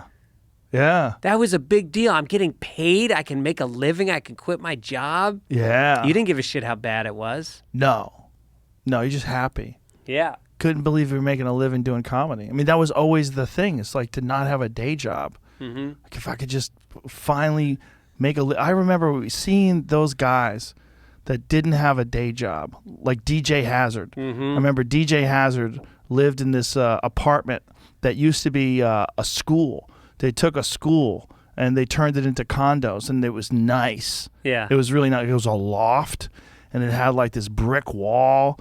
Like the inside of it was like exposed brick and a big window. And I remember thinking, God, imagine like this guy lives here and all he does is tell jokes. Yeah. This is crazy. Yeah. What kind of life is this? Yeah. Just thinking like it was this insurmountable, impossible to achieve goal of one day, I'd just love to be able to make a living telling jokes. Yeah. In those old days, man, of travel and struggle, it's so fucking important, man. I see young comics now that are doing that, and they're finding their voice at the same time that they're getting the freedom of like following their dream, but also like creatively, it's like every moment of stage time means so much because you're getting better. Yeah. Every time you hit that stage, you're getting better.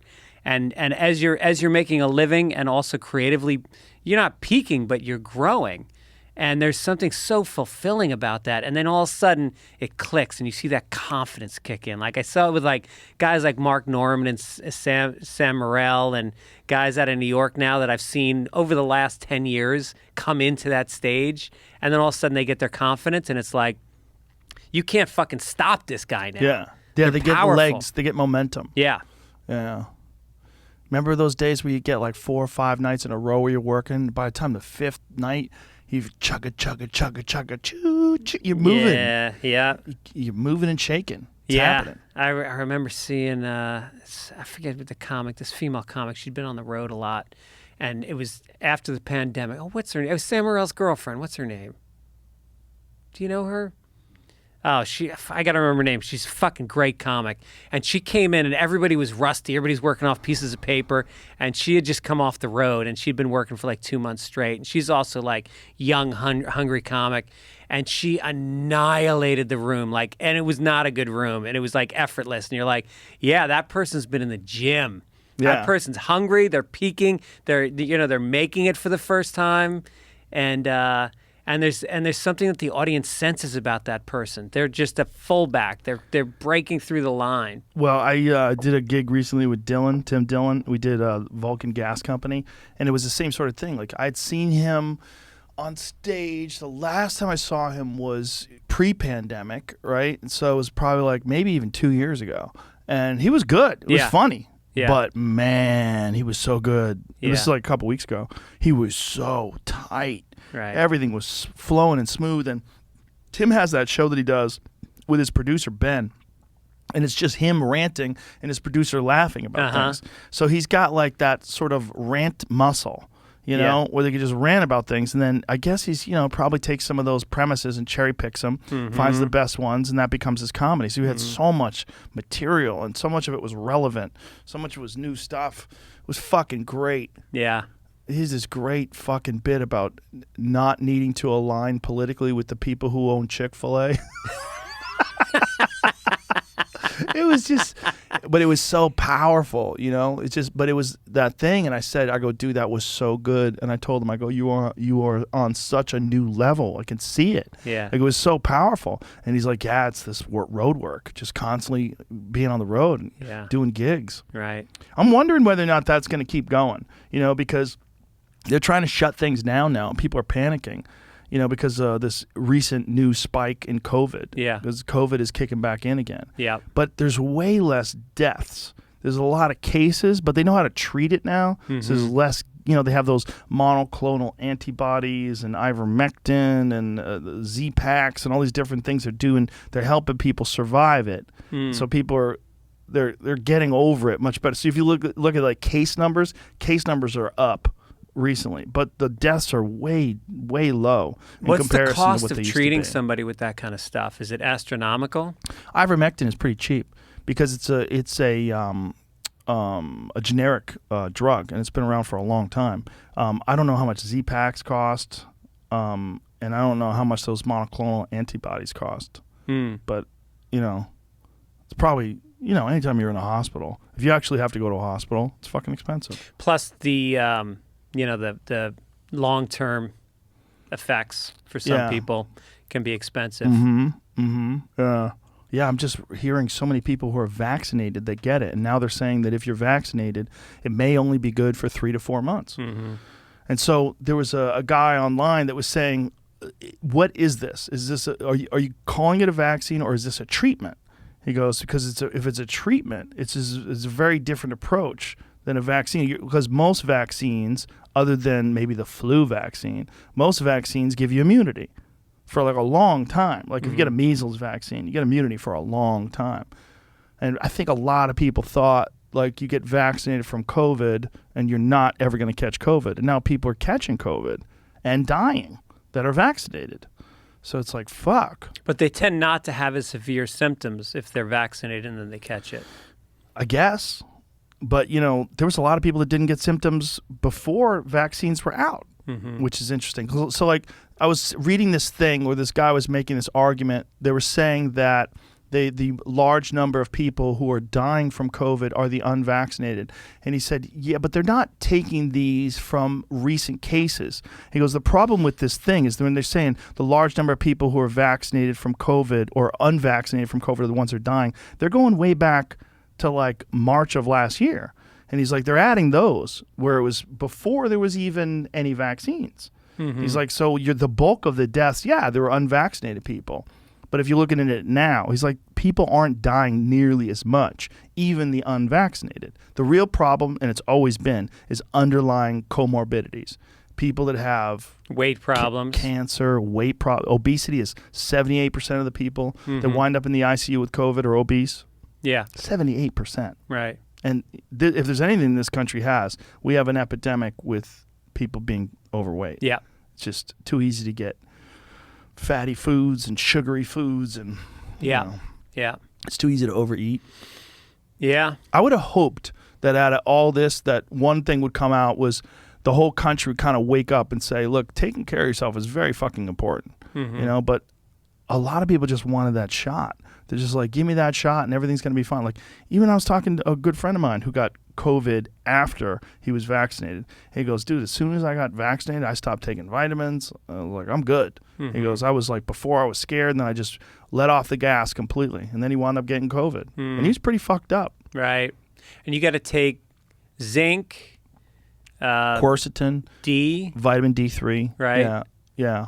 Fish oil, vitamin C. You really want to be healthy. That's what you want. You really want a balanced, healthy vitamin intake and exercise, particularly cardiovascular exercise.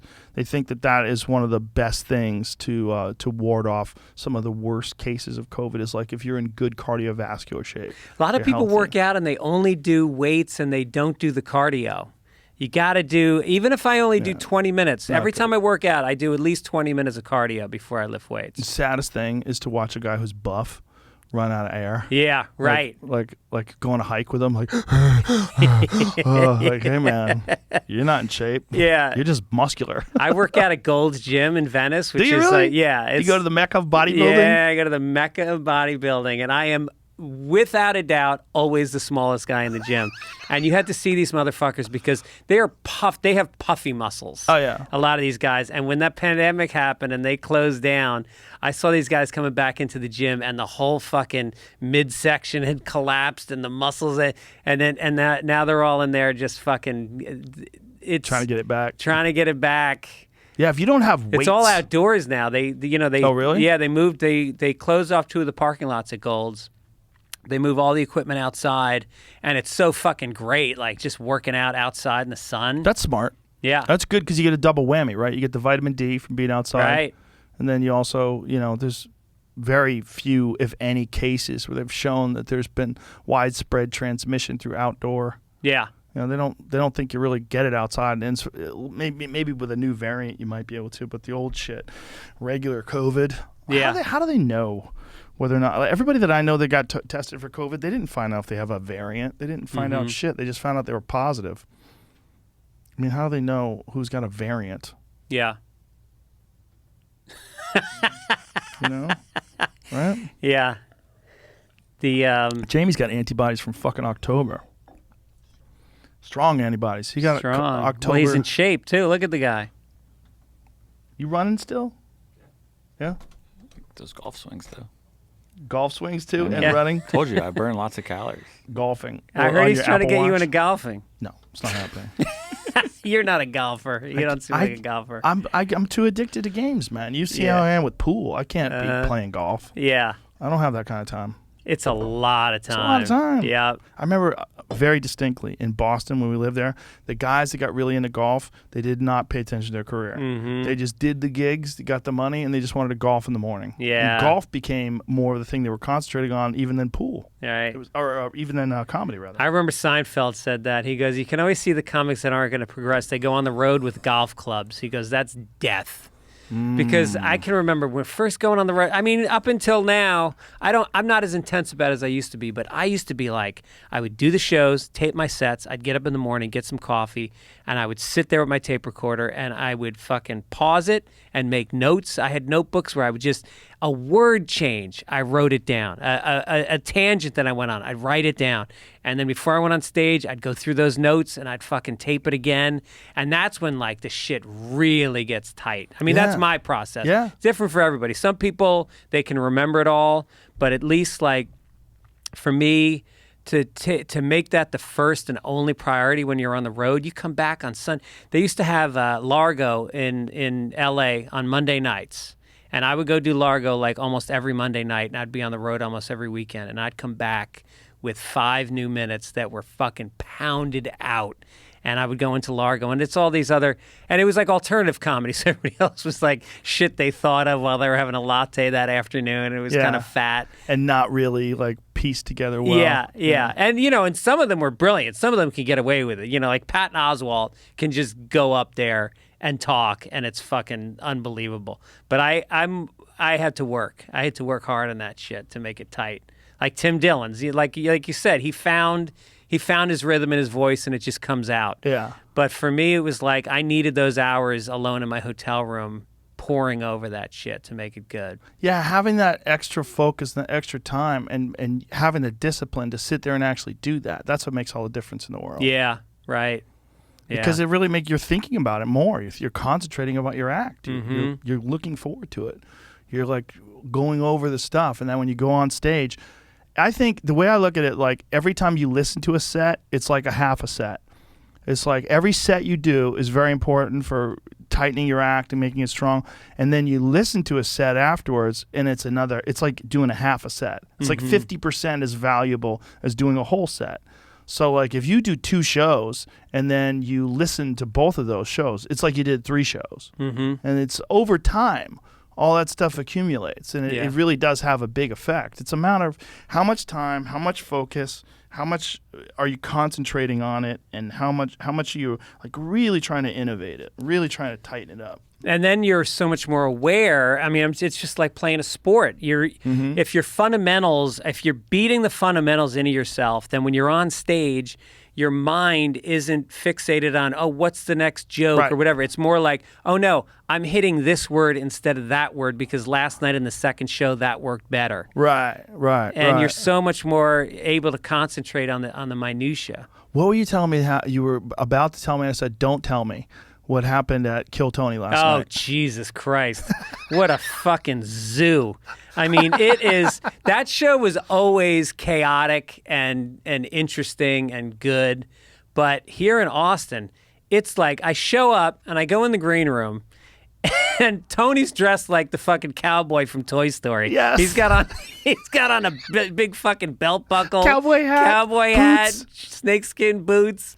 And there's a guy in the corner who's got he's got a freezer bag filled with mushrooms. And he's just everybody's fucking chewing on stems. There's a fat joint going. The band is downstairs. And then they do the show. And I mean, the place is just frenetic. Yeah. I mean, they're so good. And then this Asian guy gets up on stage, who I guess does it every week, who is super funny. Hans, and he goes up, and then Tony goes, "Does anybody want to make out with Hans? Because a woman did the week before. Somebody made out with him. So now it's a running thing of like, can we get a different girl to make out with?" I guess he's making amends to the Asian people. And so this girl comes up on stage, and it wasn't just her. There were like 3 women that were willing to come on stage. This girl comes up, and she's about 5'1", and she has one of those sites that you can like be a prostitute or be like a stripper for people. OnlyFans? Oh, she's got an OnlyFans page. And so so Tony goes, "Is it okay if you make out with him? Are you here with anybody?" She's like, "Yeah, I'm here on a date." But he's okay with it. So, and she shows us her tits, and they're pierced, and she starts making out with this guy, but I mean, they're going at it, like shoving tongues down each other's throats. And then Tony goes, "Will you have sex with him?" And she goes, Yeah, but I want my date in on it. So we bring the date on stage. He's like, "Yeah, I'll do a 3-way with this guy." So cut to after the show. And he's this guy on mushrooms too, Hans? Maybe. Maybe. I know the week before, apparently he threw up in 5 different places in the club. And so it's almost like he's having a rebirth. He's had this like pretty fucking pedestrian life up until Kill Tony. Oh boy. And now he's like a teenager all over again. So he comes into the green room after the show. There's like an after party happening. And he comes in the green room, and apparently he already had sex with the girl in the janitor's closet at the club. Yeah. And the date was pissed because he wasn't invited because she couldn't find him. So she went ahead and did it. It was insanity. Wow. Yeah. Wow.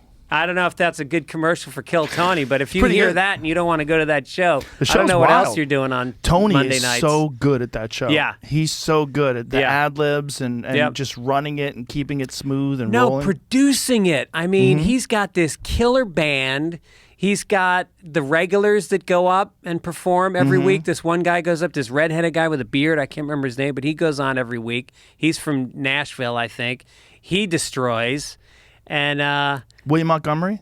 I think that's his name. Reads off of his notes? Yeah. He's hilarious. Yeah, he's hilarious. But, you know, it's just the whole thing is so well produced and put together. I go, "Did you show this to Comedy Central?" And they're like, "Yeah, this isn't a Comedy Central show." I'm like, "No, if they had any fucking sense. They don't. This is a perfect show But for it's better Comedy on the Central. internet. It's better. Yeah. Because you don't want anybody getting their greasy little fingers in it. Well, you know, we're going to cut that out. Going Cut out all the good stuff. Yeah. Yeah, fuck that. Everything should be on the internet now. Yeah. Like within 5-10 years, there's going to be no reason to do any of these shows anywhere else. The equipment is so cheap. He's got about 19 cameras set up. Yeah, Red Band's producing it all. It's like Yeah. it's all simple and it's better this way. Yeah. It's better because you need just these wild motherfuckers eating mushrooms in the green room to go out there and put that show together. That's what you really want. Yeah. That's the right kind of, and what it is basically is the cornerstone of the Austin comedy scene, because that's where all the young guys and girls and non-binary folks get a chance to go up and do their fucking comedy for the first time. They get 1 minute, and you know, you might get 1 minute and do it in front of Ron White or Greg Fitzsimmons or whoever the fuck, Tim Dillon, whoever the fuck is there. Yeah. And it's great. It's They wild. dragged this guy up in a wheelchair. This guy had Lou Gehrig's disease. And I guess when he caught it, he decided that he was going to follow his dream of doing stand-up comedy. So, Mike Lehrer. How do you spell his last name? Yeah. How do you spell it? Lehrer. Yeah. And this guy comes up. He's funny. And they had to drag the fucking... And I'm like, this is going to be a train wreck. And he gets up, and he was playing a character of Andrew Dice Clay as a handicap guy. And he had all this material. He had like Andrew Dice Clay material, including nursery rhymes at the end. And he fucking killed. So he's a funny guy, man. Yeah. He just got a disease, but he's a very funny comic. Right. No, it's a beautiful show. It really is, and it's wild. And when you're watching it, you know that it's not planned out. It's just chaotic and fun. Yeah. And it's like it's supporting that kind of style of comedy, wild, live nightclub comedy. You know, that place, that venue, Vulcan, is amazing for it too. Yeah. Are you working tonight? You do anything tonight? No. Oh yeah, you are. Want to do a set on my show? Yeah. Is it at that? Yeah. It's at that same The Vulcan. place. Yeah. Fuck yeah, man. Fuck That yeah. room is hot. Hot. Yeah. Wait Yeah. till tonight. Yeah. Dynamite. Oh, it's gonna be wild. Yeah. Yeah. I'm there pretty much every Tuesday and Wednesday when I'm in town. No shit. Yeah. It's a great place to work out. Wow. So if I'm doing arenas on the weekend, I tighten my shit up here. Nice. Yeah. It's great. So you're hitting the road now. You're out doing stuff. Yeah. I've done some clubs on the road. I did Wise Guys in Salt Lake, tightened up there. Yeah. And I did a few arenas in Vegas with Chappelle. We did the MGM Oh, dude, Grand. yeah, Mike Gibbons. You know my buddy Mike Yeah. Gibbons. I do my podcast Sunday Papers with. He came out to see you. Oh, did he? Yeah, and he's like, hey man, can you get me some free tickets? I go, yeah, let me text Rogan and get fucking free tickets to his arena show. I go, buy you're a fucking very successful showrunner. Buy a goddamn ticket to the show. But he went. And he said it was unbelievable. He's like that. He's like Rogan killed so hard. I felt bad for Chappelle, and then Chappelle came up and also just annihilated. Everybody was so happy. Like the audience is so happy. It was Yeah. a thing. Well, first of all, it's like, the lockdowns and everything, and people weren't doing arena shows. Vegas wasn't even open until a couple months ago. Yeah. Right? So then all of a sudden Vegas is open again. And then when we booked this, we weren't sure if it was going to be at full capacity. We thought, like, does that save anybody? Yeah. When you're all screaming and laughing and there's like 6 feet apart from each other, does that really have any impact on the spread of a virus? Yeah. But it was just buck wild. 14,000 people. Two nights in a row we did it. Really? Yeah, we did Thursday and Friday. It's wild. 14,000 times 2. It was wild. Yeah, it was wild. It was really fun. Donnell Rawlings, Tom Segura did it with me too. Nice. Yeah, we had a good fucking time. That's amazing. Yeah.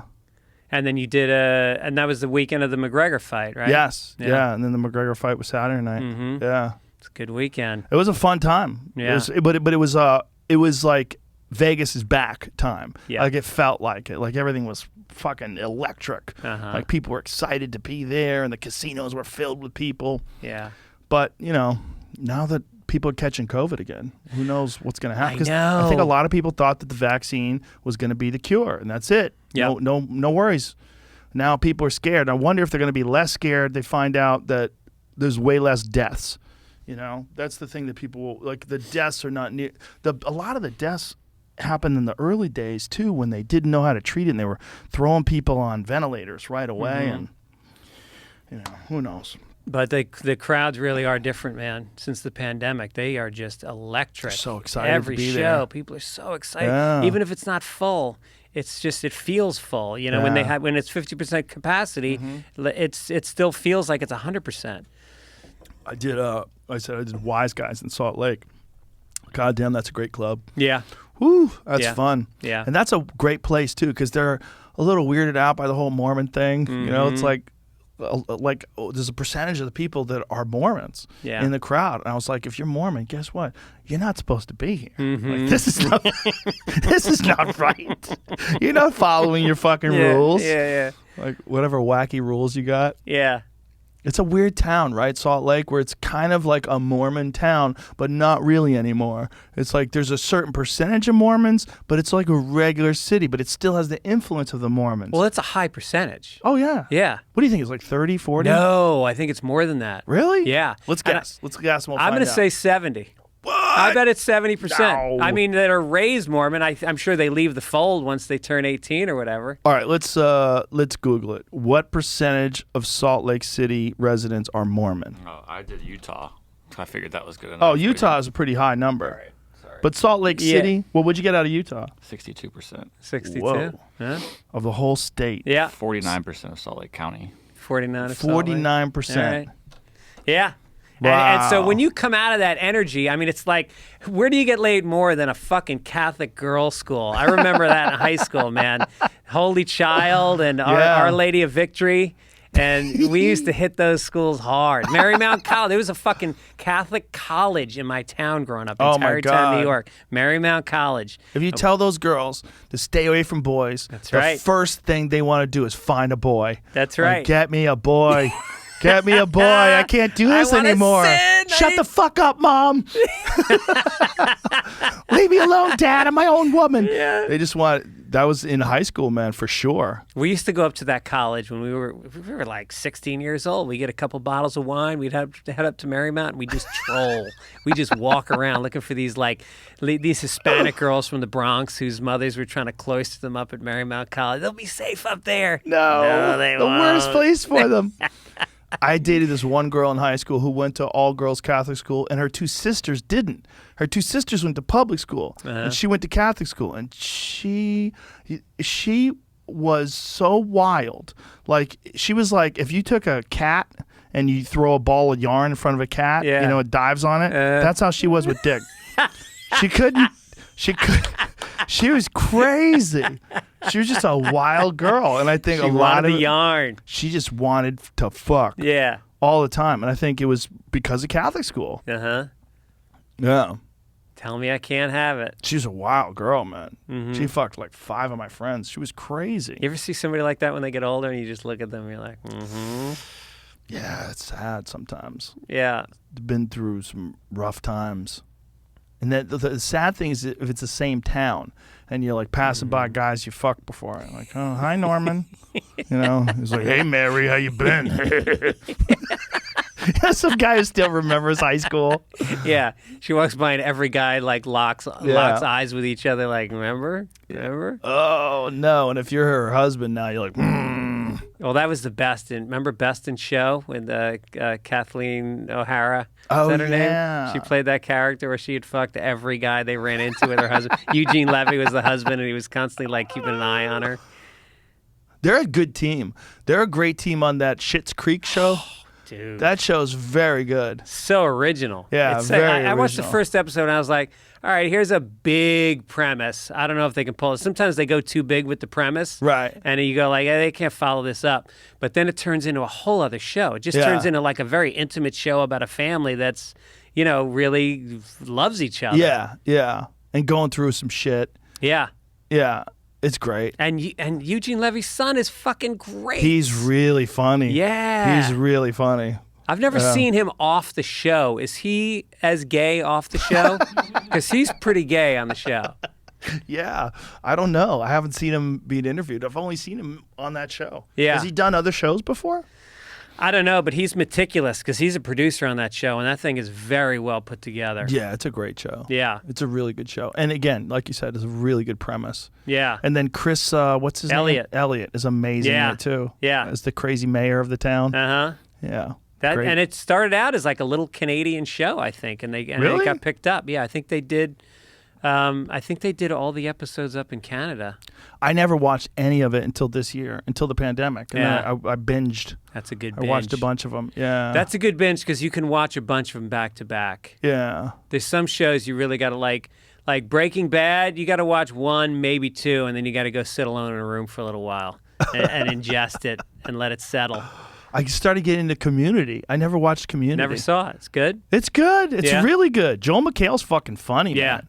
Donald Glover's really funny. Even Chevy Chase. It's weird to see Chevy Chase as an old man in a sitcom. It's very strange. I But think it's they good. bounced him off the show for being an asshole after a while. Yeah, I kind of heard that too. Hmm. I don't know if that's true, but I wouldn't be surprised. He seems like a grumpy dude. I did one of the Comedy Central roasts when he was the roastee. Yeah.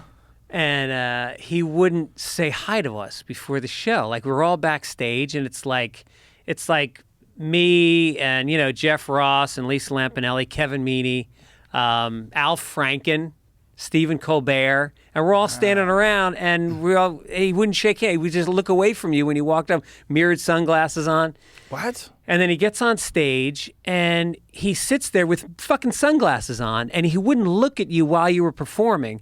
So the whole audience was just like bummed out. It didn't have the feeling of a roast where it's like, hey, we're all kidding around and we're busting balls. Right, It was just right. more like, here's a guy who fucking hates all of you, and you're trying to do jokes, and people were bombing.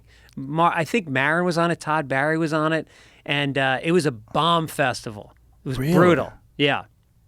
Wow. Yeah, I always wondered if one of the reasons why he was always so shitty was that he's in pain. Because he did so many pratfalls. He did so many, stunts. Yeah. Where he'd fall and land hard on his back. Right. And the reality to that shit is, and this is how I think about things, right?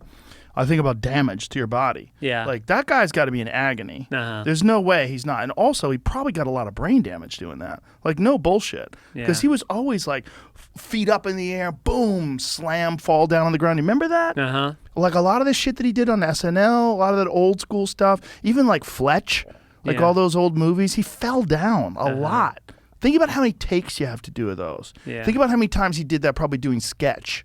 Like doing sketch comedy, doing improv. Like, he was a guy who would fall down. Yeah. When you do that a lot, man, you get busted up. Because how many nights is he performing? How many nights in a row? How many times you fallen?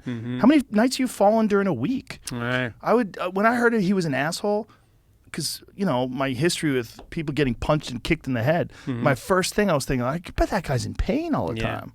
Have you seen that with fighters? Do guys turn into assholes as they get older if they get beat up too much? Yeah. They get real impulsive. They do wild shit. They wind up doing a lot of drugs or gambling and shit. Like, that's the thing about people with brain damage. They get very impulsive. Drive drunk, get wild. And they have a hard time controlling their impulses. Hard time controlling their tempers too. And there's nothing you can do about that. That's just permanent damage. I wonder. I think there's some people that have had a lot of relief from psilocybin therapy. Oh, yeah? Yeah. John Hopkins is about to do something with USADA, and they're working with, they haven't begun the studies yet, but they're going to work with UFC fighters. Uh-huh. And I think they're going to work with some other athletes as well that have sustained some brain damage. And they're going to work on helping them with psilocybin mushrooms. Now, I've heard they've treated a lot of vets with that, or that's the hope for the... Yeah. Well, MAPS is using MDMA. MAPS, Multidisciplinary Advanced Psychedelic Studies, whatever the hell it is. So, multidisciplinary... What is it? What does MAPS stand for? Something... Association of Psychedelic Studies. I had Rick Doblin on, who's the head of MAPS, and he was talking to me about all the progress they've made with MDMA, ecstasy. Yeah, that's really good for people that have like traumatic memories, and like soldiers in particular, and that's one of the best treatments for them. Is they do MDMA. it in conjunction with talk therapy, like they? I don't know. It's a good question. I'm sure it probably has. You're probably gonna have to talk through a lot of that stuff for sure. Yeah. But for fighters and soldiers and people with a lot of damage, just psychological damage as well as physical damage. But the thing about psilocybin is it has neuroregenerative properties, so it actually can help heal the brain. No shit. Yeah, it's one of the rare things.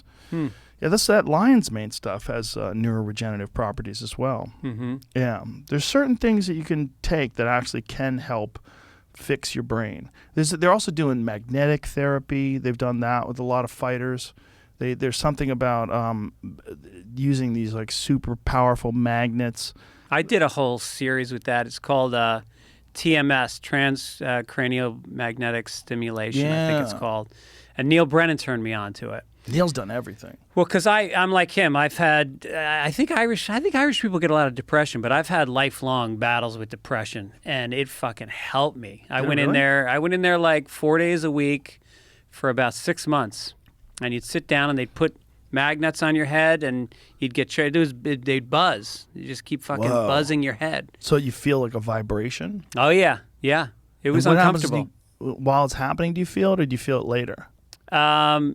It's cumulative. You start to feel it, but like you definitely feel a little off as it's happening, and then after about 2 weeks, you really start to feel like the lows of the depression go away, and it holds. Like I did it probably 3 years ago, and my wife is like, I see a big difference. Wow! So it remaps your brain somehow. Yes, exactly. Oh, yeah. Kat Zingano. She's a female MMA fighter. She used to fight for the UFC. Now she fights for Bellator. She was telling me about that. She had done some of that, and it helped her a lot. It helped her regain her coordination. She had one fight with Amanda Nunes, who is a UFC she's a 2-division champion. She's the bantamweight champion and the featherweight champion. She's a monster. She's the greatest women fighter of all time. Wow. Consensus. Everybody agrees. And she beat the shit out of Kat in the first round. And Kat wound up winning the fight, but she sustained all sorts of damage from that first round that like really fuck with her. She got a bunch of weight gain. Her coordination was off, and she fixed it through that magnetic therapy. Wow. Yeah. Yeah, it's not cheap because they're not. A lot of insurance doesn't cover it yet. They keep petitioning because it's like you got to look at the cost of fixing somebody's depression, and if you can spend whatever it costs, $10,000 for a treatment of it over 6 months, and that keeps you from having to take medications for the rest of your life or go to psychotherapy for the rest of your life or whatever, the insurance companies have to start looking at it long ball as a real treatment. They don't give a fuck. No. All they want to do is save money. Right. They're like, nope, not covered. Nope, nope. I mean, there's so many things they don't cover. I think ketamine is covered by a lot of insurance companies now. That's wild. Yeah. That was one of the things that Neil told me about that really helped him. It helped Duncan a lot, too. A lot of people like it. I have not done it, but a lot of people like it. But Neil was, we were talking, I remember we were in the hallway of the Comedy Store, and he's like, he goes, and I did it. He goes, I thought it was going to be one of those things. You go there, it's like, it's mild. He goes, no. He goes, I'm in the doctor's office. I'm fucking tripping balls. Yeah. Like really tripping hard. I was like, really? He goes, yeah. Like really tripping. Wow. He's like, wow. Yeah. It's kind of like a weird loophole. And he was doing it like 2 days a week for a while. Yeah. It's a How's big he week. now? I haven't talked to him. He's doing good. I haven't He's talked doing to him really good. since the pandemic. I haven't seen him in a year and a half. Yeah. He's got good new material and weight's good. He was getting a little thin there for a while because I think he went all vegan. Ooh. And You stopped that? I think so. Yeah. Maybe he started lifting weights. I don't know. But yeah, he's the guy that I always go to for advice on depression because he's done everything. He really has done everything. Yeah. Magnets, ketamine. Mm-hmm. What else has he done? Took a bunch of different. He was the one who told me about 5-HTP. What's that? 5-HTP is it's like a building block for serotonin. Oh. Yeah. I know he does ayahuasca too. Yeah, he's done it all. Yeah. Just to try to fix his fucked up brain. He's an interesting guy because he's so fucking smart. He's just but obviously he's battling that thing, that depression thing. Right. But you're right, it is a lot of Irish guys have depression. Is. I don't know if it's the climate, being in the, the fucking dank, cold Irish climate all the time. Did that lead to the drinking? Is it the oppression by the fucking British for 800 years? Right. Is Right, it the what is Catholic it? Church, Right. oppressing us? Right. Or is it just a gene? You know what's kind of amazing that no one has come up with a really good new religion. Let's do it right now. No, but if you think about it, like all these different Lutheran and Catholicism and Baptists and all the different branches of Christianity, it's been a long time since anybody really busted out with a new one. Dianetics. Right. Yeah. Scientology. Scientology. Yeah. That's Dianetics. Yeah. L. Ron Hubbard, but that's not a good one. Even Mormonism isn't that old, isn't it? It wasn't like the 1920s. Yeah. I think it was 1820. Oh, 1820? Yeah. That old? Yeah. I believe so. I believe it was Joseph Smith. He was 14 years old when he came up with it. He had a vision? No, just fucking lied to people. He was a little liar. Little 14-year-old liar. And people believed him. It's such a dumb lie, too. Yeah. Did you ever see Book of Mormon? Oh, yeah. It's amazing. Yeah. Amazing musical. Those guys are hilarious. I literally fell out of my chair because I saw it in L.A., and L.A. wasn't ready for it. New York was like, New York got it, but I saw it in L.A., and when they did that song, and it's like 20 minutes in, and the first 20 minutes, they set it up, it's kind of sweet, it's kind of funny, and then they hit you with that song, fuck me in the mouth, cunt, and ass. Jesus, fuck me in the cunt, mouth, and ass. Nobody was laughing. It was like there was like me and 12 other degenerates laughing, and I fell on the floor. I was laughing so fucking hard. Those guys are so important. Yeah. Matt Stone and Trey Parker are so important to comedy because they've always been pushing the envelope as far as it can go. Yeah. When you think about Team America World Police, when they had that orgy scene or the sex scene with the two puppets, and they added like all this extra shit because they knew that they were going to make them edit it. So they were shitting on each other and pissing on each other. And they did that just so that they could edit some of it out. Like they knew we're just going to take this so far that when we pull it back a little, it'll still be so crazy comparatively. When they had the South Park movie and Satan and Saddam Hussein had a sexual relationship. Yeah. And you see Satan's dick, and it's like a real dick. It's like you're like, hey, what's going on here? It was kind of animated, but it was a photo. It was like a photo of an actual dick. Those guys are so important. Yeah, week in and week out, and they got a rule with Comedy Central: no notes.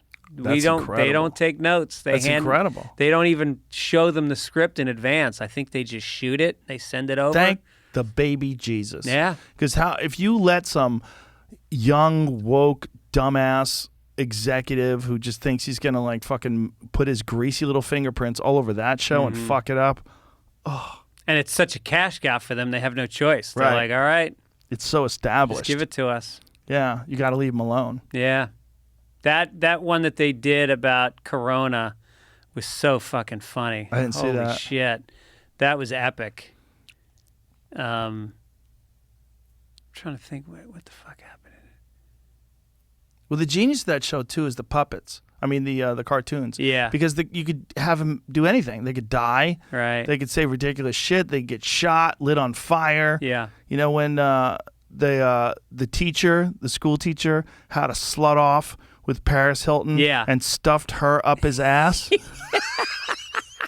Right. Or when Randy Macho Man Savage came out as a woman, and was winning all these competitions as a woman. Yeah. Oh yeah, it's like they can do things and make them so preposterous. They have like all this extra power. Yeah, it's incredible. Oh no, that the pandemic episode, I had all these people accuse me of stealing the pandemic episode joke. There was a joke that you and I riffed on your show. It was about There was about like what if you got COVID and then you fucked your dog because I'm not going to redo it because we did it on the show. But the premise and that's was how you got cured. It cures you. Right. So I do that. We riff on it on your show, and then 6 months later, South Park does their pandemic episode, and it wasn't the same joke at all. I sent it to you, and you were like, "Dude, this isn't even the same fucking thing." Right. But it was about I think fucking. Maybe it was fucking the bat, whatever it was. It was fucking something or someone. Yeah, and I had to put out a video showing the date, the timestamps of the dates of mine and then that one that came out. The amount of fucking people, because you and Segura and Bert all put it out. Yeah, and Ari all put out my stand-up clip. Yeah. And then it got attacked for being, you stole this from South Park. It's like, the thing that happened 6 months after I did it? Yeah. Fucking crazy. Well, this is the internet sleuths. Yeah. You know, they're always trying to find thievery, which I guess is good because it keeps people honest. Yeah. But not good when trolls try to Well, it's just make you hard feel to bad. combat it. It's hard Right. because then you just make it a bigger issue if you try to fight back. Yeah, but you silenced it. It went away. I think when people saw the video, they're like, oh, all right. Yeah. Yeah. Yeah. Yeah. Well, Ari saw the bit. He thought it was hilarious. And then we were sharing it in a group chat. And then we were all like, I think it was Ari's idea. He's like, we should all post this. So we all posted it. That was so awesome, you guys. That's pretty cool. Got so many millions of views. It was crazy. That's the amazing thing about social media, you know, especially if there's a group of guys like Tom and Bert and Ari and me that have like, you know, all told together. Like all those guys have, I don't know what their numbers are, but everyone together, it's like probably 20 million fucking people. Yeah. It's so many people. That's so nuts, Yeah, isn't it? There's never is. been a thing like that. No. Where like you could get just a group of guys and they could reach 20 million people like that. Yeah. With a I fucking share Kyle Dunnigan's shit every chance I get. No one makes me cry harder than his shit. Laugh so but it's the hard. same kind of thing because it's cartoonish. You know, when he does those face swaps. Have you seen this fucking sitcom he's doing about Biden? No. The Fresh Prez? You haven't seen it? What's it on? He's doing it on YouTube. He's basically doing like a whole sitcom of Biden, and he's the only guy. He has a Biden impression that is fucking incredible, and he does Biden with like the face swap, and he has like Ben Shapiro's on it, and all these other people like Bill Maher's on it. It's AOC is on it. Have you seen any of this? Damn. Play some of this. You just have 24 hours or I'll be forced to broadcast your son's homemade pornos. I'm not hearing it. It's called the Fresh Prez. Buenas noches, senorita. I got you this coffee mug with the American balloon on it. It cost $30. I left the tag on it so you can see I'm not a fucking liar. Where's your laptop? We'll get to the laptop in Oh, that's Hunter Biden? But first, I have to tell you something really important. I don't have a laptop. But I think I'm falling in love with you, for real. What? Don't worry, we'll get through this together.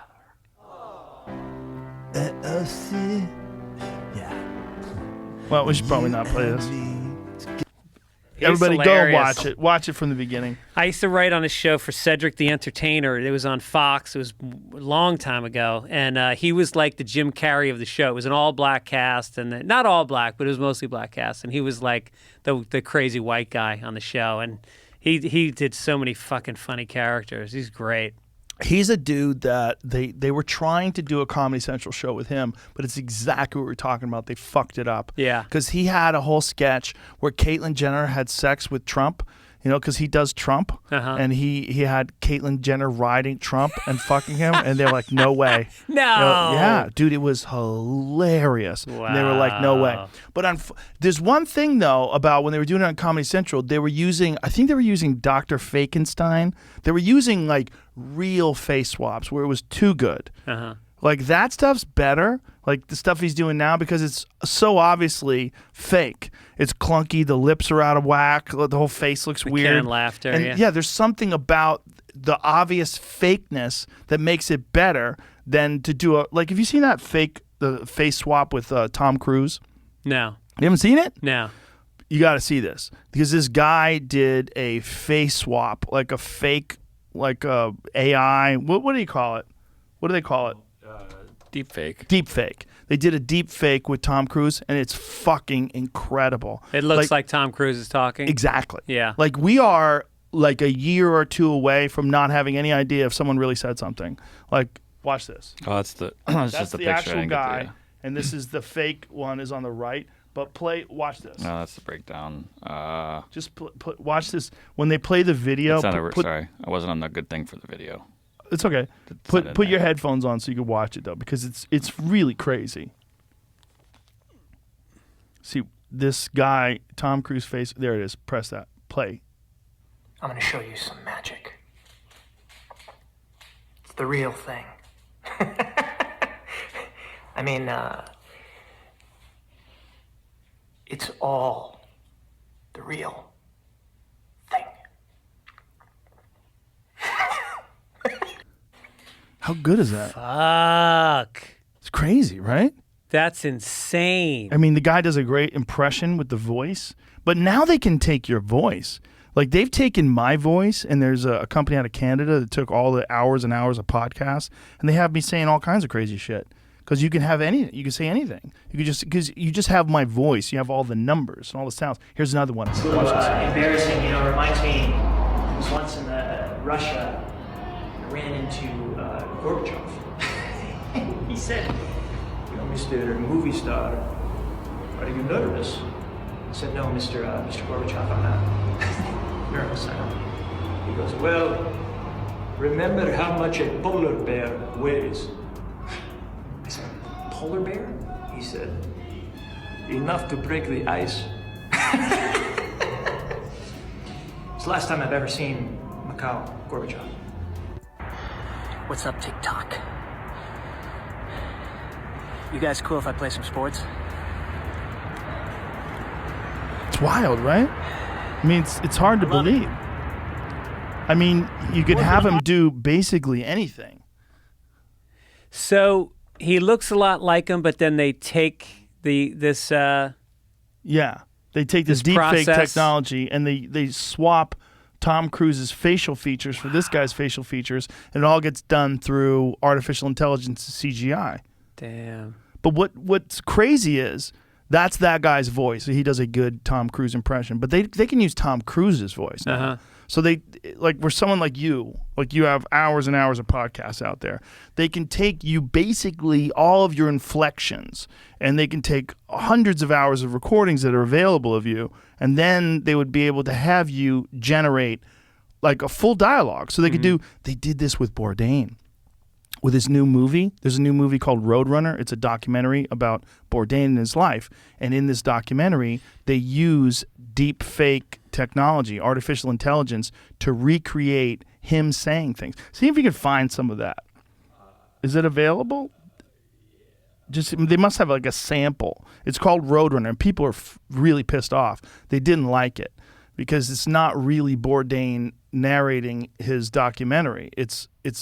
They took all the hours and hours and hours of footage of Bourdain talking, and they put it through this technology, and they recreated. They wrote a script, and then have his voice say the script. Yeah. And they're like, but he's not saying that. And they're like, well, it sounds like him. Dude, this is going to start world wars. This is scary. Yeah. It's Wag the Dog. Remember? Yeah. Wag the Dog, they created these fake scenarios, but now they could do it in an insanely realistic way. Like you could have they did it with Reagan way, way, way back in the day. Like they had, I forget what country did it. They released some sort of a video or an audio recording of Reagan saying a bunch of shit that he never really said. And then they showed it on the news, how they pieced it together from various speeches that Reagan had given. And they took the words out of context and smushed it together and had him say some things that he never really said. Shit. Yeah, but this Bourdain one, I think, is the first time that they ever had a deceased person narrating a documentary about himself with his voice, but with a script that some other people wrote. Uh-huh. Which is, I think he was. From what I don't know if I'm going to be able to find it because it only came out in an interview where the director admitted he did it. So I don't know that they've played it out because I don't know if the movie's out yet. Right? Isn't it out? Roadrunner? Well, I'm looking and it's not popping up like here's an example of it or anything. But they had him read like a journal entry or something like that he had written. It's something he wrote? I believe. Oh, so they used his voice. Well, that's better. Because his voice, it's still a little touchy because he used technology. I know it's available. It could be. I know it's a matter of time till like Ryan Seacrest and people like that are just going to start mailing in their jobs. Yeah. Well, the goal of the new documentary about Anthony. So this is just an interview with the guy talking about that he did it. So there's no, but I think it's out, man. It's not out? I'm not saying that it's not. I'm just saying I'm looking, and it's not all over the internet. Like here's the piece of controversial. Oh, just people talking about the controversy. But is the documentary out? Well, just find out when the documentary itself gets released. But people that I know that have seen it were like kind of disturbed by it. They're like, "This is that crosses a line." It is out, I guess. Yeah. Yeah. What's it on? Is it just in the theaters? Yes. Focus Features released it. I don't know. Well, you got these concerts now with Biggie Smalls being a hologram and I've seen the Tupac hologram. He's jacked. It was like Tupac did CrossFit. Oh, really? Yeah, they made him jacked. Yeah. They gave him like looks like an MMA fighter. Uh-huh. I mean, nobody's ever going to die. Yeah, it's in theaters and it'll be on HBO Max, but they haven't said when. Okay. So it's only in theaters. So there's no actual recording that you can That's the tough play part. out? But like if that ended up being on YouTube, they probably are getting it removed instantly. Right, so right.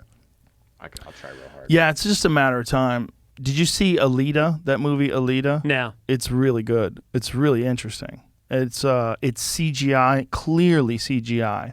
Like the girl is like a robot, but a lot of the people in the movie are part robot and part human. And it's this weird blurry line between reality and this clearly fictional scene. You're watching, people getting sliced in half and their head's still moving, and they take this robot head and they put it on a robot body, but it looks they've gone into that what they call the uncanny valley, between something being a real depiction, like someone watching you right now is real, but they can get so close now. Yeah. They can get it, but this girl in Alita, it's like a wild cool CGI action movie. It was a really fun movie. Robert Rodriguez directed it. And so the girl looks fake. Like she's got like big giant anime eyes, but it's close to real. Like her hair looks real, and it's like, whoa, like we're getting into some weird, strange gray area now. Well, especially if you think of, studios are always trying to cut costs, and it's a matter of time until they start putting secondary characters in as animated or whatever you call this. I think they should do that with children. Just to stop child actors. Oh, that's true. Yeah, I mean, because like, when does a kid ever come out of that okay? I mean, how many of them come out of it okay? Dude, I just rewatched The Shining recently, and that kid in The Shining got fucked up apparently from being around that. I mean, if you watch the movie again, there are moments where you go like, how could you have done this to a kid? How could this kid have been exposed to this insanity? And the guy, he never really acted again. He was great. Do you remember how good he was in that movie? He kind of like, I think he stuck around Hollywood and he went out for stuff and he auditioned and nothing ever really happened. I mean, this was like a major movie that he was a star of. And then I think now he's like teaching at a community college in like Oklahoma or something. His life just kind of ended. Yeah. You know what's funny? If you said, I know this guy, he teaches at a community college in Oakland, you'd be like, oh, okay. Or Oklahoma, whatever. Yeah. Be like, oh, okay, guy's got a good job. Right. But if you're like, oh, he used to be a movie star, and now his life's over. He teaches at a community college somewhere in Oklahoma. That's true. It's like, it's weird. Mm-hmm. It's like once someone is, it's almost like we know that this guy did something that no one gets to do. He was starring in a movie. So to do a thing that everybody can, or that some people do, a regular job. Like, oh, my cousin, he's a professor at a community college. Oh, normal guy, normal job. That's a regular job. Not a movie star though.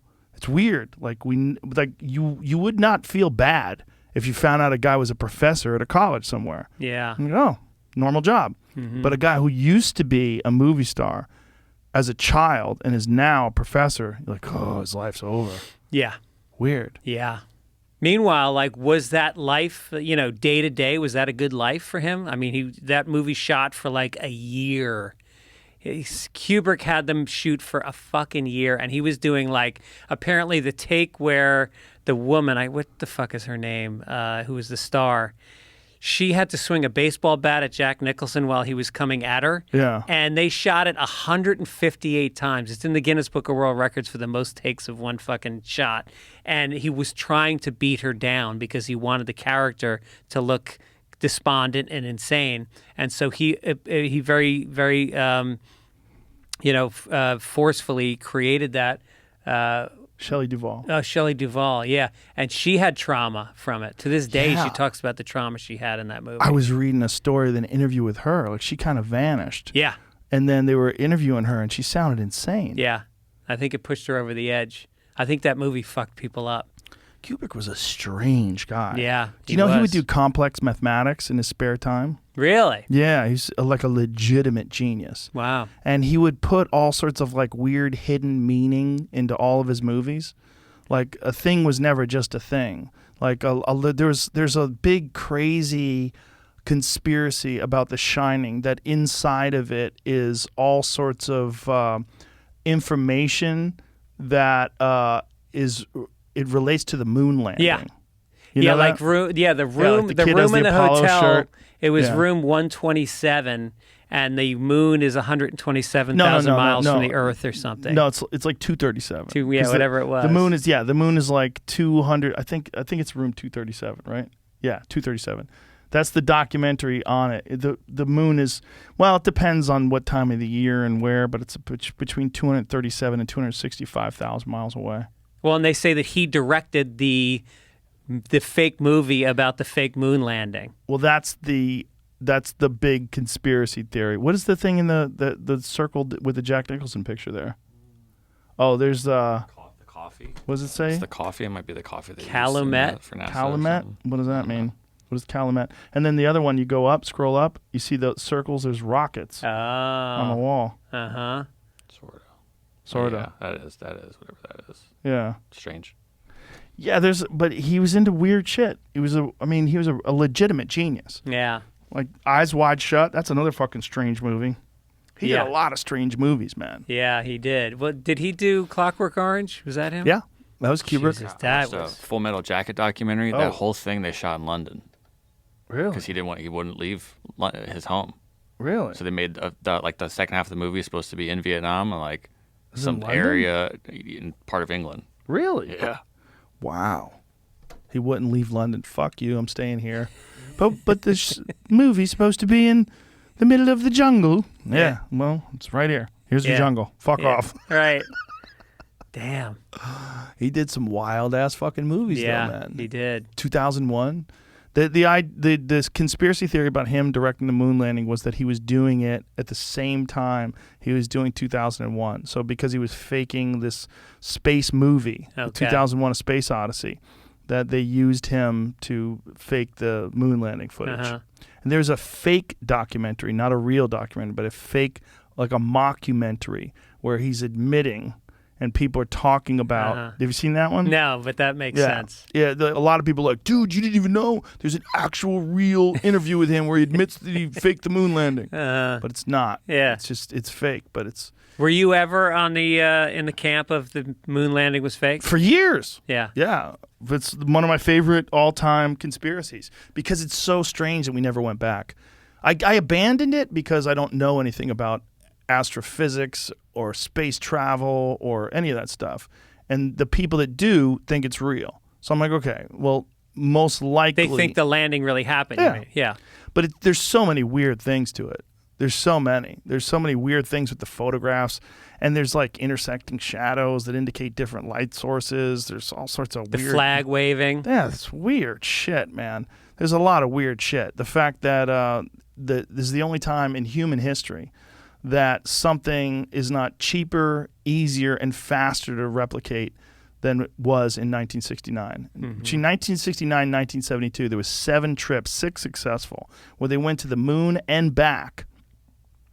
And every space flight since then has been like near Earth orbit. You know, everything is like, you know, just a few miles up. It's not, they don't go like they did then. I mean, I think everything since then is like 300 miles. Every human travel, you know, like space shuttles and stuff like that, they never go that far. Yeah. They never go into deep space and come back. The only time they came back was during the moon landings in the 60s when they were lying about everything. But the thing is, like, Nixon was president back then. It was like, it's so romantic. Bombing Cambodia. And yeah. It's so romantic to think that they faked it. Also, here's another reason. If you watch the post-flight press conference, and again, I'm not saying that this is actually what's happening, but it seems completely like they're full of shit. When they come back, it seems like they're lying and they're nervous, and they ask them about the stars. And again, I'm not on the camp that they faked it, but there was Buzz Aldrin, Neil Armstrong, and Michael Collins. And Michael Collins, they asked him about stars, and in the press conference, he's like, I don't recall seeing any stars. Problem with that is, like, Michael Collins never left the lunar module. He wasn't supposed to be one of the guys that was on the surface of the moon. He was up in the craft that was circling, that was in orbit around the moon. And then later, when he wrote a book about it, he talked about how magnificent the stars looked. So he has inconsistencies. So the hoax people point to that. They also point to the inconsistencies of the actual movement of the astronauts on the moon. Like, there's videos that make it look like they were on wires. There's videos that there's like the back of his suit is being pulled by something. It's weird. But again, like, when was the last time you saw someone in 1/6 Earth's gravity? Maybe things just look weird. But there's a video of them where it looks like they're on trampolines. It's very strange. They're bouncing around on the surface of the moon, like literally, and you can't see their feet, or they're like hidden behind equipment. They're just bouncing up in the air, and you're like, it's fun. It's fun to think that Kubrick faked it all. It is. I remember because I quit drinking, 30 years ago or something, and I quit smoking pot for 20 years. And then I guess 20 years later, I got high in Nebraska. My friend Ross Broccoli is his name, and he's a conspiracy theorist, drug head who's a farmer. and he sat me down in front of a computer, and he got me high and showed me all this moon stuff. Pretty much everything you just said, he just kept showing me clips after clip, and I didn't fucking sleep that night. I was just laying in bed going like, this is crazy. Mm-hmm. It's on TikTok now. TikTok, there's a resurgence in moon landing hoax talk because of the kids. Kids are watching TikTok videos, because it's real clear, like 30-second bursts where they get to see some wild shit that looks like they didn't really land on the moon. Yeah. But it would be a fun thing to think that the government pulled the wool over everybody's eyes like that. Because also, like, when you look at the first, like, Apollo 11, first time guys landed on the moon, that was one of the first times that they didn't get a live feed. Like, they forced the news cameras to film, to point their cameras at a projection screen. And they got, the video from that of these guys bouncing around on the moon. Mm-hmm. It's very weird. Yeah. It's weird. It would be hilarious if it was faked. It really would be so appropriate when you think about how strange our culture is and how strange our relationship with the truth is when it comes to, like, our politicians and so many things. And also, one of the weirder things about the moon hoax, see if you can find this quote. It's from Bill Clinton's book. He's got this book called, I think it's just called My Life. And he talks about how when he was young, he was working on a construction site. And it was at the time where the Apollo 11 flight took place. And he was saying, isn't it incredible that people landed on the moon? And he worked with this old carpenter. And I'm paraphrasing this. I'm not exactly sure. Maybe we could find it. Does it say here? My Life. Yeah, there it goes. He goes, just a month before, Apollo 11 astronauts Buzz Aldrin and Neil Armstrong had left their colleague, Michael Collins, aboard Spaceship Columbia and walked on the moon. The old carpenter asked me if I really believed it happened. I said, sure, I saw it on television. He disagreed, and he said that he didn't believe it for a minute, that them television fellers could make things look real that weren't. Back then, I thought he was a crank. During my 8 years in Washington, I saw some things on TV that made me wonder if he wasn't ahead of his time. Uh-huh. That's a crazy thing for a president to say in a book about his life. Not, for sure we went to the moon. He didn't say any of those things. Mm-hmm. He said, I saw some things on TV that made me wonder if he wasn't ahead of his time. Mm-hmm. So he's literally talking. Well, look at all the information that's coming out now about UFOs. And didn't Obama say something to the effect of, like, he saw things when he was in office that made him question? Well, that's a completely different thing, right? Because then you're talking about suppression of information rather than a whole fake production. Right. The fake production thing is really compelling because this was also during the time of Operation Northwoods.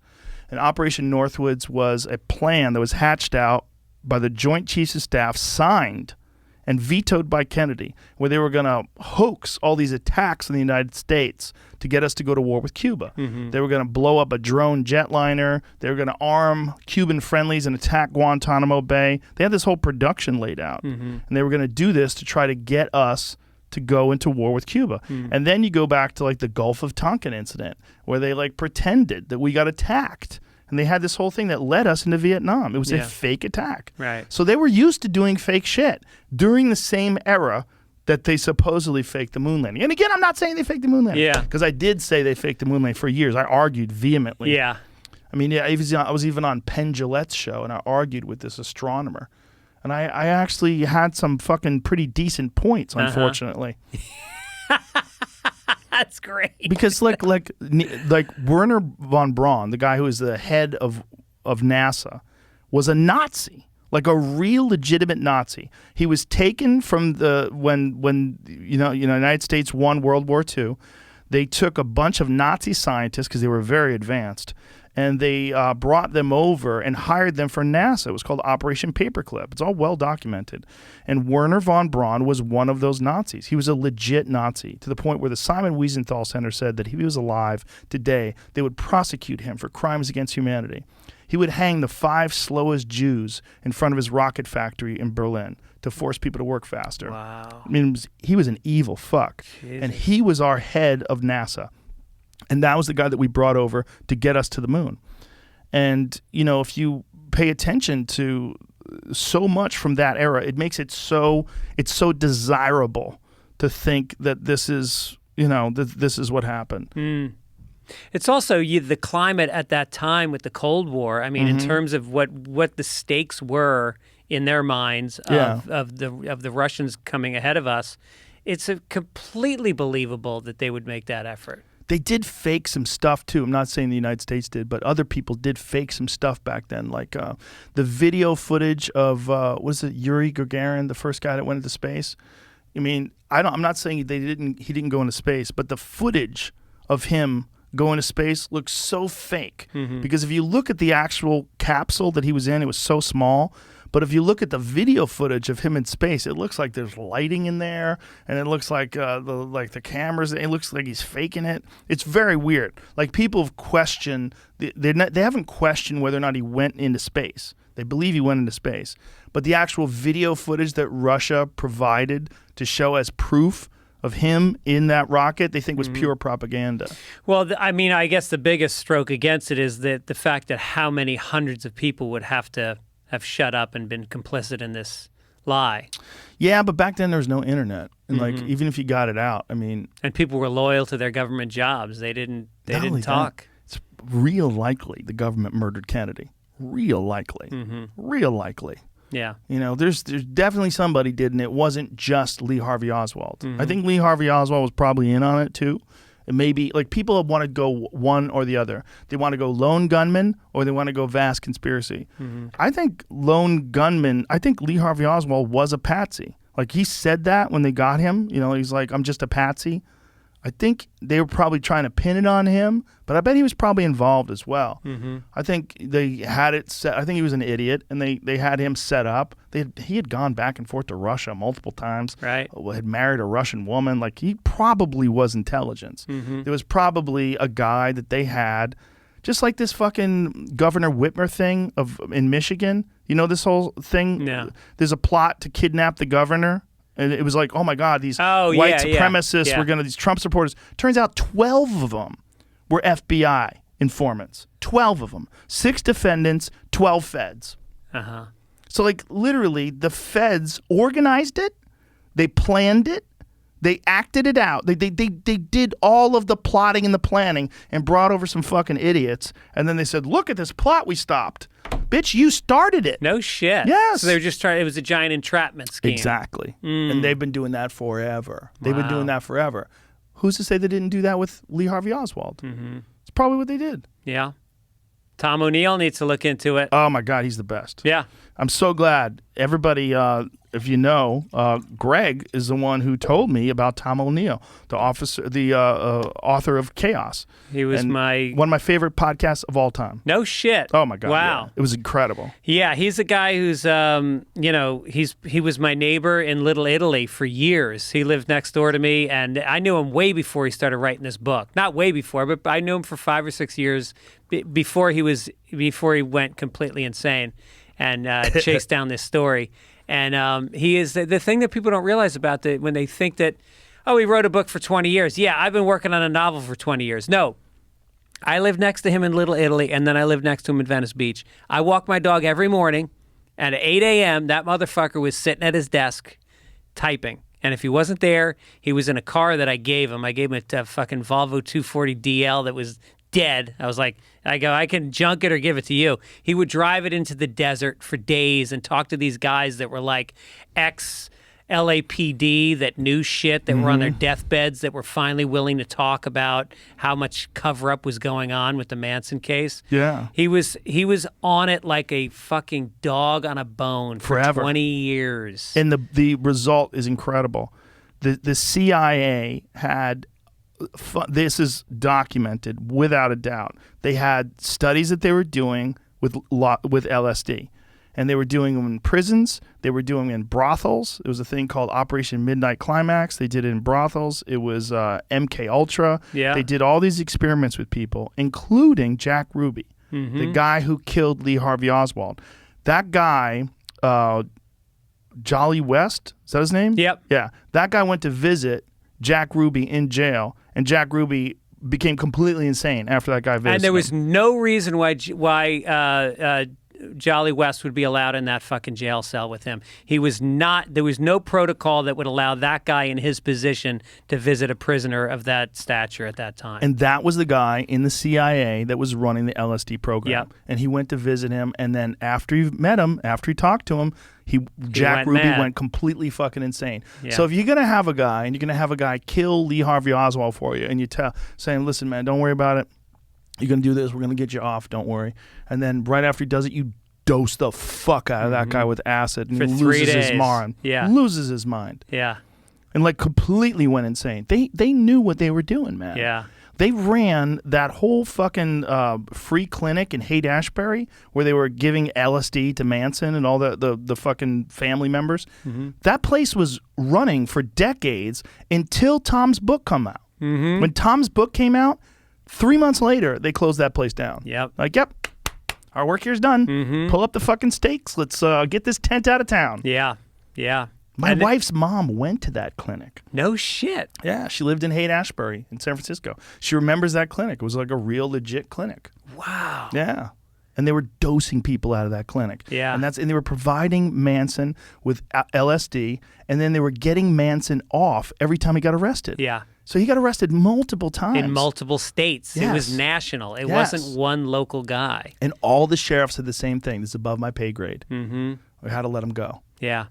It's wild. It's wild. And you don't realize how wild it is until you get into Tom's book. It's one of the best books I've ever read, and one of the best podcasts I ever did. And it was all because you've never suggested anybody for a podcast before. No. And you said, dude, you gotta have this guy. Right, on. right. And young Jamie had listened to it and was, yeah. I mean, it's the kind of thing where there's a second book in there. I mean, he initially got a deal to put the book out. And he took so long to put it out that they sued him to get the money back. And it was a lot of fucking money. And so all of a sudden, Tom was like teaching English as a second language at a community college. He was Uber driving, but he kept writing it. Even though the money was gone, he kept writing it. And then all of a sudden, he got interest, but they said, if we're going to give you a deal again, we're going to give you a co-writer. And so he got, and I'm remiss in saying the guy's name, but he paired him up, and in 1 year they took thousands of pages and they collated it into one book. Dan Pipenbring.